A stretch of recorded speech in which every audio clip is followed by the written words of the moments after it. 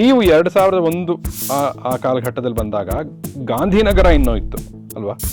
ಇವತ್ತು the so called Gandhinagar ಅನ್ನೋದಿಲ್ಲ. ಅದೇ ನಾನು ಆಟೋ ಡ್ರೈವರ್ಸಿಗೆ ಕೇಳಿದ್ದೀನಿ, ಯಾರೋ ಒಬ್ಬ ಕಾನಿಷ್ಕಾ ಹೋಟೆಲ್ ಹೋಗಿ ಬಿಟ್ಟಿದ್ದೆ. ಕಾನಿಷ್ಕಾ ಹೋಟೆಲಲ್ಲಿ ನಾನು ಕೆ ವಿ ರಾಜ್ ಅವರಿಗೆ ಹೋಗಿ ಕೇಳಿದ್ದೀನಿ, ಸಿನಿಮಾದವ್ರು ಸಿಗ್ತಾರ ಇಲ್ಲಿ ಅಂತ. 20 years 20 ವರ್ಷದ ಅಜಯ್ ರಾವ್ಗೆ ಕಾಂಟ್ಯಾಕ್ಟ್ ಇಲ್ಲ, ದುಡ್ಡಿಲ್ಲ, ನಟ ಆಗ್ಬೇಕು. ಅದೇನು ಹುಚ್ಚುತನ ಇರತ್ತಾ ಅಥವಾ ಏನಿರುತ್ತೆ ಅಲ್ಲಿ? ಹುಚ್ಚುತನ, ಹೌದು, 100%. Until and unless you are not mad, you are not crazy, correct, you cannot come into, especially into films. ಈಗ ನಾನೇನು ಪ್ರೊಡಕ್ಷನ್ ಸ್ಟಾರ್ಟ್ ಮಾಡಿದ್ನೋ ವಾಟ್ ಎವರ್, ಅಥವಾ ನಾನು ವರ್ಕ್ ಮಾಡಬೇಕಾಗಿರತಕ್ಕಂಥ ಜಾಗ ಪ್ರಾಬ್ಲಿ ಬೇರೆ ಇತ್ತು. ಅಂದರೆ I should have sold myself in better market, simple thing. A jewel is sold in a wrong market ಅಷ್ಟೇ.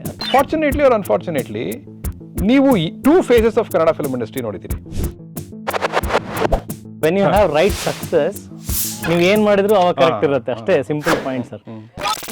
ಸಕ್ಸಸ್ ಇಲ್ಲ ಅಂತಂದ್ರೆ ನಾವು ಏನು ಮಾಡಿದ್ರು ತಪ್ಪೆ. ಆ್ಯಕ್ಚುಲಿ ಆ ಟೈಮಲ್ಲಿ ನಮ್ಮ ಮನೇಲಿ ಅಂದರೆ ಆಗಿದ್ದ ಪ್ರಾಬ್ಲಮ್ ಏನಂತಂದ್ರೆ, ನಮ್ಮ ತಂದೆ ತೀರ್ಕೊಂಡ್ಮೇಲೆ ಇದು ಲೀಗಲ್ ಲಾಯರ್ ಇರಲಿಲ್ಲ, ಅಂದರೆ ನಾಮಿನೇಷನ್ಸ್ ಇರಲಿಲ್ಲ ಯಾವುದಕ್ಕೂ. ಸೊ ಅದನ್ನು ಪಡೆಯೋ ಟೈಮಲ್ಲಿ ನಾವು actually we saw financial crisis. ಗೊತ್ತಿಲ್ಲದೆ ನನಗೆ ಅಮಿತಾಬ್ ಬಚ್ಚನ್ ಅವ್ರದ್ದು ಮೂವೀಸ್ ತುಂಬ ಇಷ್ಟ ಆಯಿತು. ನಾನು ಥಿಯೇಟ್ರಲ್ಲಿ ಹೋದಾಗ ನಮ್ಮ ತಂದೆ ತೊಡೆ ಮೇಲೆ ಕೂತ್ಕೊಂಡು ನಮಗೆ ಪಿಕ್ಚರ್ ಎಲ್ಲ ನೋಡ್ತಿರ್ಬೇಕಾದ್ರೆ ಅಮಿತಾಬ್ ಬಚ್ಚನ್ ಬಂದರೆ ಫುಲ್ ಎದ್ದುಬಿಟ್ಟು ಕುಣಿಯೋಕ್ಕೆ ಸ್ಟಾರ್ಟ್ ಮಾಡಿಬಿಡ್ತಾರೆ. ಸೊ ಗೊತ್ತಿಲ್ಲದೆ ಅದು ಇಂಡ್ಯೂಸ್ ಆಗಿಬಿಟ್ಟಿತ್ತು, ಆ್ಯಕ್ಟರ್ ಹೀರೋ ತಲೆನಲ್ಲಿ. ನಾನು ಆ್ಯಕ್ಟ್ರಾಗಿ ಇವತ್ತು ಎಲ್ಲರೂ ನಮ್ಮ ಅಣ್ಣ ಕಾರಣ. ನಮ್ಮ ಅಣ್ಣ ದುಡ್ದಿದ್ದು ಅಷ್ಟು ದುಡ್ಡು ನನಗೆ, ಪಾಪ ಅವನು ಸ್ಟಾರ್ಟಿಂಗಲ್ಲಿ ಏನು ನನ್ನ ಬಟ್ಟೆಗಳಿಗಾಗಲಿ, ನನ್ನ ಲಕ್ಸುರೀಸಿಗೆ ಅವ್ನು ಕಂಪ್ಲೀಟ್ ಸ್ಯಾಲ್ರೀಸ್ ಎಲ್ಲ ನನಗೆ ದಾರಿ ಎರೆದಿರೋದು. ಪ್ರಾಫಿಟ್ ಎಷ್ಟು ಬರುತ್ತೆ ಅದು ನನ್ನ ಹಣೆ ಬರ ಸರ್. ಅದು ಮೌತ್ ಪಬ್ಲಿಸಿಟಿನೋ ಇನ್ನೊಂದು ನಂಗೆ ಗೊತ್ತಿಲ್ಲ, what factors it makes 1 to double 1 to 10. It is my luck factor. But ನಾನು ಹಾಕಿದ ದುಡ್ಡನ್ನು ನಾನು ತೆಗಿಯೋಕ್ಕೆ ಬರಲ್ಲ ಅಂತಂದರೆ he is not A producer. ಈಗ ನನ್ನ ಯುದ್ಧಕಾಂಡ ಸಿನಿಮಾ ಫ್ರೈಡೇ ರಿಲೀಸ್ ಆಯಿತು, Saturday Sunday it was like packed house. Monday Pahalgam attack ಆಯಿತು. ಆ ಕೊರತೆ, ಆ ನೋವಿತ್ತು. ನಾನು ದುಡ್ಡು ಹಾಕಿದ್ದೀನಿ, ಶ್ರಮಪಟ್ಟಿದ್ದ ದುಡ್ಡೆಲ್ಲ ಹಾಕಿದ್ದೀನಿ. ಆ ನೋವು ಭಾರತ ಜೊತೆಗೆ ಈ ನೋವನ್ನು ನಾನು ವ್ಯಕ್ತಪಡಿಸ್ಬೇಕಾಗಿತ್ತು. 2 ನೋವಲ್ಲಿ ಯಾವ ಜಾಸ್ತಿ ನೋವನ್ನು ನೀನು ಇಡ್ತೀಯಪ್ಪ ನಿನ್ನ ಸ್ಟೋರೀಸಲ್ಲಿ, ನಿನ್ನ ಪಬ್ಲಿಸಿಟಿಲಿ ಅಂದರೆ ದೇಶ ಅಂತ ಇಟ್ಟಿದ್ದೀನಿ. ಬಟ್ ಆ ವಾರ ನನಗೆ ಫೈನಾನ್ಷಿಯಲ್ ಲಾಸ್ ಆಯಿತು. Coming Friday other language cinema ಬಂದು ನನ್ನ ಥಿಯೇಟರ್ಸ್ ಆಕ್ಯುಪೈ ಮಾಡಿ.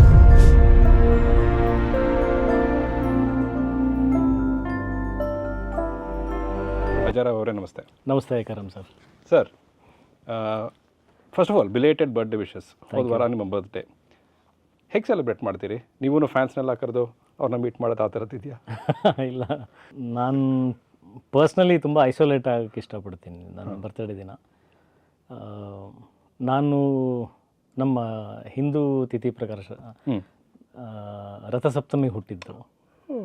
ರಥಸಪ್ತಮಿ ದಿನ ನಮ್ಮ ತಾಯಿ ಹತ್ರ ಇರ್ತೀನಿ, ಅಂದರೆ ನನಗೆ ಜನ್ಮ ಕೊಟ್ಟಂಥ ದೇವರು. ಸೊ ಜನ್ಮದಿನ ಅವರಿಗೆ ಅರ್ಪಣೆ. ಅದು ಡೇಟ್ ವೈಸ್ 24th ಏನಿದೆಯಲ್ಲ, usually I love to be alone. ನಾನು ಐಸೋಲೇಟ್ ಆಗಿ ಯಾವುದನ್ನ ಒಂದು ಯಾರಿಗೂ ಸಿಗದೇ ಇರೋಂಥ ಜಾಗದಲ್ಲಿ ಇರೋದಕ್ಕೆ ಇಷ್ಟಪಡ್ತೀನಿ. So that is how I celebrate. But otherwise are you a person who likes loneliness, ಅಥವಾ ಜನರ ಜೊತೆ ಇರೋದಕ್ಕೆ ಇಷ್ಟಪಡ್ತೀರಾ? ಲೋನ್ಲಿನೆಸ್ ಜಾಸ್ತಿ ಇಷ್ಟಪಡ್ತೀನಿ. ಇಟ್ಸ್ ನಾಟ್ ಲೈಕ್ ಇಂಟ್ರೋವರ್ಟ್ ಅಂತಲ್ಲ. ನನಗೆ ಆದಂಥ ಕೆಲವೊಂದು ಇಷ್ಟಗಳು ಇರೋಂಥ ಕೆಲಸಗಳಿದಾವೆ, ಅದನ್ನು ಮಾಡೋದಕ್ಕೆ ಇಷ್ಟಪಡ್ತೀನಿ ಅವತ್ತು. ಫಾರ್ ಎಕ್ಸಾಂಪಲ್, ಏನಾದರೂ ಅವತ್ತು ಬರೀಬೇಕನ್ಸುತ್ತೆ, ನನಗೆ ಬರೆಯೋದು ಒಂದು ಅಭ್ಯಾಸ ಇದೆ. ಏನಾದರೂ ಸ್ಕ್ರಿಪ್ಟು, ಸೀನ್ಸು, ಏನಾದರೂ ಒಂದು ಐಡಿಯಾಸ್ ಬರೋ ಅಂಥದ್ದು, ನಾನು ಅದನ್ನು ಅಂದರೆ ಕಂಪ್ಲೀಟ್ ತಲೆನಾಗಿ ಅದರಲ್ಲಿ ಬರೆಯೋದಕ್ಕೆ ಟೈಮನ್ನ ಕೊಡ್ತೀನಿ. ಅಥವಾ ಐ ಲೈಕ್ ಟು ಮೆಡಿಟೇಟ್, ಅಥವಾ ಜಸ್ಟ್ ಎಂಜಾಯ್ ದಿ ನೇಚರ್ಸ್. ಕೂತ್ಕೊಂಡ್ಬಿಟ್ಟು ಆಕಾಶ ನೋಡ್ತಿರ್ಬೋದು, ಸಮುದ್ರ ನೋಡ್ತಿರ್ಬೋದು, ಅಥವಾ ಮೌಂಟೇನ್ಸ್, ಬರ್ಡ್ಸ್, ನೇಚರ್, ಏನಾದರೂ ಆ ಥರದ್ದು ಒಂದು ಕಾಮ್ ಪೀಸ್ಫುಲ್ಲಾಗಿ I spend that way. So ಒಬ್ಬನೇ ಇರೋಕ್ಕೆ ಇಷ್ಟಪಡ್ತೀನಿ ಅಂತ ಅಂದ್ಕೊಳ್ಳಿ. ಇಂಟ್ರೋವರ್ಟ್ ಅಂತಲ್ಲ, ನಾನು neither extrovert nor introvert. But ಸಂದರ್ಭಕ್ಕೆ ತಕ್ಕಂತೆ ನೀವು ಇರಬಲ್ರಿ. ಒಂದು ಕಾಂಪ್ಲಿಮೆಂಟ್ ಆಗಿ ಹೇಳೋದಾದ್ರೆ, ಈ ಒಂದು ನಿಧಾನದ ಸ್ವಭಾವ ಈ ಇಂಡಸ್ಟ್ರಿಗೆ ಸರಿ ಹೋಗುವಂಥದ್ದ, ಅಥವಾ ಇನ್ನೂ ಸ್ವಲ್ಪ you got to be out there, a little show, ಆ ಥರದ್ದು ಬೇಕಾಗತ್ತಾ?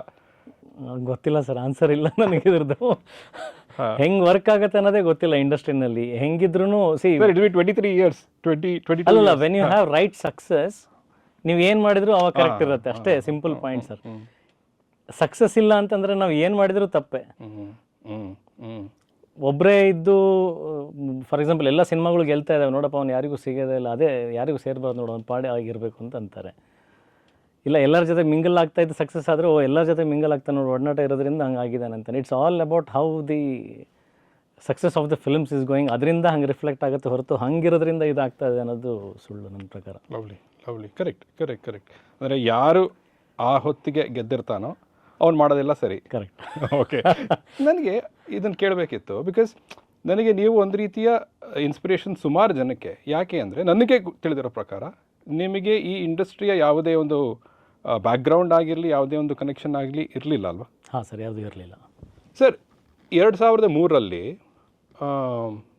ಒಬ್ಬ ವ್ಯಕ್ತಿ ಬರ್ತಾನೆ ಈ ಇಂಡಸ್ಟ್ರಿಯಲ್ಲಿ ನಾನು ನಟನಾಗಬೇಕು ಅಂತ. ಅದಕ್ಕಿಂತ ಮುಂಚೆನೇ ಬಂದಿದ್ರೆ ಗೊತ್ತಿಲ್ಲ, but 2003 is when the film. ಅದಕ್ಕೂ ಮುಂಚೆ ಬಂದಿದೆ. ಓಕೆ ಸರಿ, ಹಿಟ್ ಆಗುತ್ತೆ, excuse me and all of that.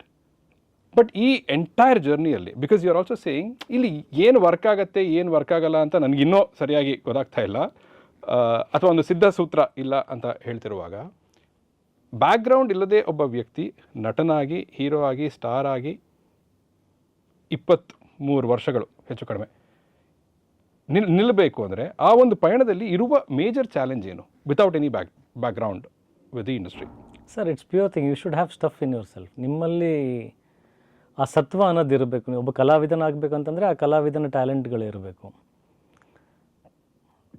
Technician ಆಗ್ತಿರೋದ್ರೆ ನಿಮಗೆಲ್ಲ ವಿಚಾರಗಳು ಗೊತ್ತಿರಬೇಕು. ಆಮೇಲೆ ಕಾಲ ತಕ್ಕಂತೆ ಅಪ್ಡೇಟ್ ಆಗ್ತಾ ಇರಬೇಕು. ವೆರಿ ಇಂಪಾರ್ಟೆಂಟ್ಲಿ ಔಟ್ಡೇಟೆಡಾಗಿ ನಾನು ಅದು ಕಲ್ತ್ಬಿಟ್ಟಿದ್ದೀನಿ ಬಿಡು ಅಂತ ಕೂತ್ಕೊಂಡ್ರೆ ಆಗಲ್ಲ. ಪ್ರತಿದಿನ ಕಲಿಯೋಂಥದ್ದು ಇರುತ್ತೆ, ಅಪ್ಡೇಟು ಆಗ್ತಾ ಇರಬೇಕು. ಆ ಕ್ಷೇತ್ರದ ಬಗ್ಗೆ ಸರಿಯಾದ ಮಾಹಿತಿ, ನಾಲೆಜ್ ಇರಬೇಕು. ಒಬ್ಬ ಬ್ರಿಡ್ಜ್ ಕಟ್ತಾನೆ, ಒಬ್ಬ ಫ್ಯಾಕ್ಟ್ರಿ ಕಟ್ತಾ ಇದ್ದಾರೆ, ಬಿಲ್ಡಿಂಗ್ ಮಾಡ್ತಾ ಇದ್ದಾರೆ ಅಂತಂದರೆ ಅವನ್ನೆಲ್ಲ ತಿಳ್ಕೊಂಡೆ ಒಬ್ಬ ಆರ್ಕಿಟೆಕ್ಟ್ ಆಗಿ ಒಂದು ಡಿಗ್ರಿ ತೊಗೊಂಡು ಬಂದು ಅದನ್ನು ಮಾಡೋದಕ್ಕೆ ಸಾಧ್ಯ. ಯಾರೋ ಒಬ್ಬ ಅನ್ಎಜುಕೇಟೆಡ್ ಬಂದು ಒಬ್ಬ ಇಂಜಿನಿಯರ್ ಆಗೋಕ್ಕಾಗಲ್ಲ. Same thing applies to films. ಈ ಕ್ರಾಫ್ಟ್ ಬಗ್ಗೆ ನಮಗೆಲ್ಲ ನಾಲೆಜ್ ಗೊತ್ತಿರಬೇಕು, ಅಪ್ಡೇಟ್ ಆಗ್ತಾ ಇರಬೇಕು. ಹೋಗ್ತಾ ಹೋಗ್ತಾ ನೀವು ಯಾವಾಗ ಒಂದು ಹೆಸರನ್ನೋದು ಮಾಡ್ತೀರಾ, ಒಂದು ನಿಜ ಒಳ್ಳೆಯವನಾಗಿರಬೇಕು ಸರ್. ಅದು ಬಹಳ ರಿಫ್ಲೆಕ್ಟ್ ಆಗುತ್ತೆ, ಎಸ್ಪೆಷಲಿ ಕಲಾವಿದನಿಗೆ. ಜನ ಒಂದು ಸಿನಿಮಾ ಇಷ್ಟಪಡ್ಬೋದು ಅಭಿನಯ ನೋಡಿ, ಎರಡನೇ ಸಿನಿಮಾ ಇಷ್ಟಪಡ್ಬೋದು. ಕನೆಕ್ಟ್ ಆಗ್ತಾ ಆಗ್ತಾ ಅವ್ನ ನಿಜ ಜೀವನದಲ್ಲಿ ಅವ್ನು ಒಳ್ಳೆಯವನ ಕೆಟ್ಟವನ ಅನ್ನೋದು ಭಾಳ ಮ್ಯಾಟ್ರ್ ಆಗ್ತಾ ಹೋಗುತ್ತೆ. ನೀವು ಹಿಂದಿನ ಪ್ರಶ್ನೆ ಕೇಳಿದರೆ ಏನು ಅಂದರೆ ಅದಕ್ಕೆ ಯಾವುದೇ ರೀತಿಯಿಂದ ರಿಲೇಟೆಡ್ ಅಲ್ಲ. ಇದು in general applies to all common factors, ಎಲ್ಲ ಕ್ಷೇತ್ರದಲ್ಲೂ, ಎಸ್ಪೆಷಲಿ ಸಿನಿಮಾನಲ್ಲಿ. ಬಿಕಾಸ್ ನಾವು ಜನಕ್ಕೆ ಒಂದು ಗುರುತಿಸ್ಕೊಂಡಿರ್ತೀವಿ, ನಮ್ಮ ಮುಖ, ನಮ್ಮ ಹೆಸರು ಗುರುತಿಸ್ಕೊಂಡಿರೋದ್ರಿಂದ ಅವ್ನು ನೋಡೋನು ಕೆಟ್ಟವನ ಒಳ್ಳೆಯವನು ನಂಗೆ ಗೊತ್ತಿಲ್ಲ, ಆದರೆ ಅವನಿಗೆ ನಾನು ಒಳ್ಳೆಯವನಾಗಿರಬೇಕು ಸರ್. ಅದು ಮ್ಯಾಟ್ರ್ ಆಗುತ್ತೆ. ಯಾಕಂದರೆ ಒಂದು ಅಭಿಮಾನ, ಅವ್ನು ಯಾವ ಥರದ ಪಾತ್ರಗಳು ಮಾಡ್ತಾ ಇದ್ದಾನಲ್ಲ, ಅದು ಅವನ ಮೇಲೆ ಅಭಿಮಾನ ಬರಬೇಕಂದ್ರೆ ಅವ್ನು ನಿಜ ಜೀವನದಲ್ಲಿ ಹಂಗಿದ್ರೆ ನಾನು ಹೋಗ್ತಾ ಹೋಗ್ತಾ ಅವನ್ನ ನೋಡ್ತೀನಿ ಅದರಲ್ಲಿ, ತೆರೆ ಮೇಲೆ. ಅವನು ಎಲ್ಲ ಕೆಟ್ಟ ಕೆಲಸಗಳು ಮಾಡ್ಕೊಂಡು ಅವ್ನು ಒಳ್ಳೇದು ಬೋಧನೆ ಮಾಡ್ತಾ ಇದ್ರೆ ಸ್ಕ್ರೀನ್ ಮೇಲೆ, ನಂಗೆ ಅದು ಅಭಾಸ ಅನಿಸುತ್ತೆ, ಸಿಂಕೆ ಆಗ್ತಾ ಇರಲ್ಲ. ಸೊ ಎರಡೂ ಕಡೆಯಿಂದನೂ ಅದು ಕೂಡು ಬರ್ತಾ ಇದೆ ಅಂತಂದಾಗ ಅವನ ಮೇಲೆ ಇನ್ನೂ ಜಾಸ್ತಿ ಅಭಿಮಾನ, ಜಾಸ್ತಿ ಪ್ರೀತಿ ಆಗುತ್ತೆ. ಆಮೇಲೆ ಇನ್ನೊಂದೇನಾಗುತ್ತೆ, ಅವನಿಗೆ ಕ್ಷಮಿಸೋವಂಥ ಗುಣ ಆಡಿಯನ್ಸಿಗೆ ಬರ್ತಾ ಹೋಗುತ್ತೆ. ಪಾಪ ಒಳ್ಳೆಯವನು, ಇನ್ನೂ ಪ್ರಯತ್ನ ಮಾಡ್ತೀನಿ, ಇನ್ನೊಂದು ಅವಕಾಶ ಕೊಡೋಣ ಅನ್ನೋ ಒಂದು ಕ್ಷಮೆ ಭಾವನೆಯೂ ಬರ್ತಾ ಹೋಗುತ್ತೆ. ಸೊ ಎಲ್ಲ ರೀತಿಯಿಂದ ಈ 3 ಫ್ಯಾಕ್ಟರ್ಸ್, ಕ್ರಾಫ್ಟ್ ಬಗ್ಗೆ ನಾಲೆಜ್, ಅಪ್ಡೇಟ್ ಆಗುವಂಥ ವಿಚಾರ, ಮತ್ತು ನೀವು ನಿಜ ಜೀವನದಲ್ಲಿ ಕನಿಷ್ಠ ಪಕ್ಷ ಒಳ್ಳೆಯವರಾಗಿರ್ಬೇಕು. Correct correct. ಬ್ಯಾಕ್ಗ್ರೌಂಡಿಂದ ಬರದೇ ಇರೋದ್ರಿಂದ ಇರೋ ಒಂದು ಬಿಗ್ಗೆಸ್ಟ್ ಡಿಸ್ಅಡ್ವಾಂಟೇಜ್ ಏನು ಅಂತ? ಬ್ಯಾಕ್ಗ್ರೌಂಡ್ ಇಲ್ಲದೆ ಬರೋದ್ರಿಂದ ಇರೋ ಒಂದು ಬಿಗ್ಗೆಸ್ಟ್ ಡಿಸ್ಅಡ್ವಾಂಟೇಜ್, ಸೆಕೆಂಡ್ ಚಾನ್ಸಸ್ ಸಿಗಲ್ಲ ಅಲ್ಲ. ನಮ್ಮ ತಪ್ಪಿಂದ ನಾವೇ ಕಲಿಬೇಕಾಗತ್ತೆ ಅಷ್ಟೇ, ಬೇರೆ ಏನೇನಲ್ಲ. ನಾವು ಬಿದ್ದಾಗ ಆ ಬಿದ್ದಿರೋ ಏಟಿಂದ ನಾವೇ ಪಾಠ ಕಲಿತು ಯಾರಾದರೂ ಎಕ್ಸ್ಪೀರಿಯನ್ಸ್ ಇರೋ ಫ್ಯಾಮಿಲಿಯಿಂದ ಬಂದರೆ ಹಿಂಗೆ ಹೋದರೆ ಎಡುತ್ತೀಯ, ಮುಂದೆ ಹಳ್ಳ ಇದೆ ಅಂತ ಹೇಳೋರು ಒಬ್ರು ಇರ್ತಾರೆ, ಅಷ್ಟು ಬಿಟ್ಟರೆ ಏನು ಜಾಸ್ತಿ ಡಿಫ್ರೆನ್ಸ್. ನನಗೆ ಇದರಲ್ಲಿ 2 ಉತ್ತರ ಇದೆ. ಏನು ಅಂದರೆ, ಒಂದು ನನಗನ್ಸದ್ದು ಒಬ್ಬ ನಟ ಒಂದು ಖಾಲಿ ಹಾಳೆಯಾಗಿದ್ರೇ, ಅಷ್ಟು ಶುದ್ಧವಾಗಿದ್ರೇ ನಿರ್ದೇಶಕನೋ ಮತ್ತೊಬ್ಬನೋ ಅದ್ರ ಮೇಲೆ ಏನಾದರೂ ಬರೀಬಲ್ಲ. ಆ ಒಂದು ಪರ್ಫಾರ್ಮೆನ್ಸ್ ಅಷ್ಟು ಆನೆಸ್ಟ್ ಆಗಿ ಬರೋಕ್ಕೆ ಸಾಧ್ಯ. ಸೊ ಹಾಗಾಗಿ ಅವನು ಒಳ್ಳೆಯವನು ಅಥವಾ ಶುದ್ಧನಾಗಿರಬೇಕು ಆ ಒಂದು ನಿಟ್ಟಿನಲ್ಲಿ.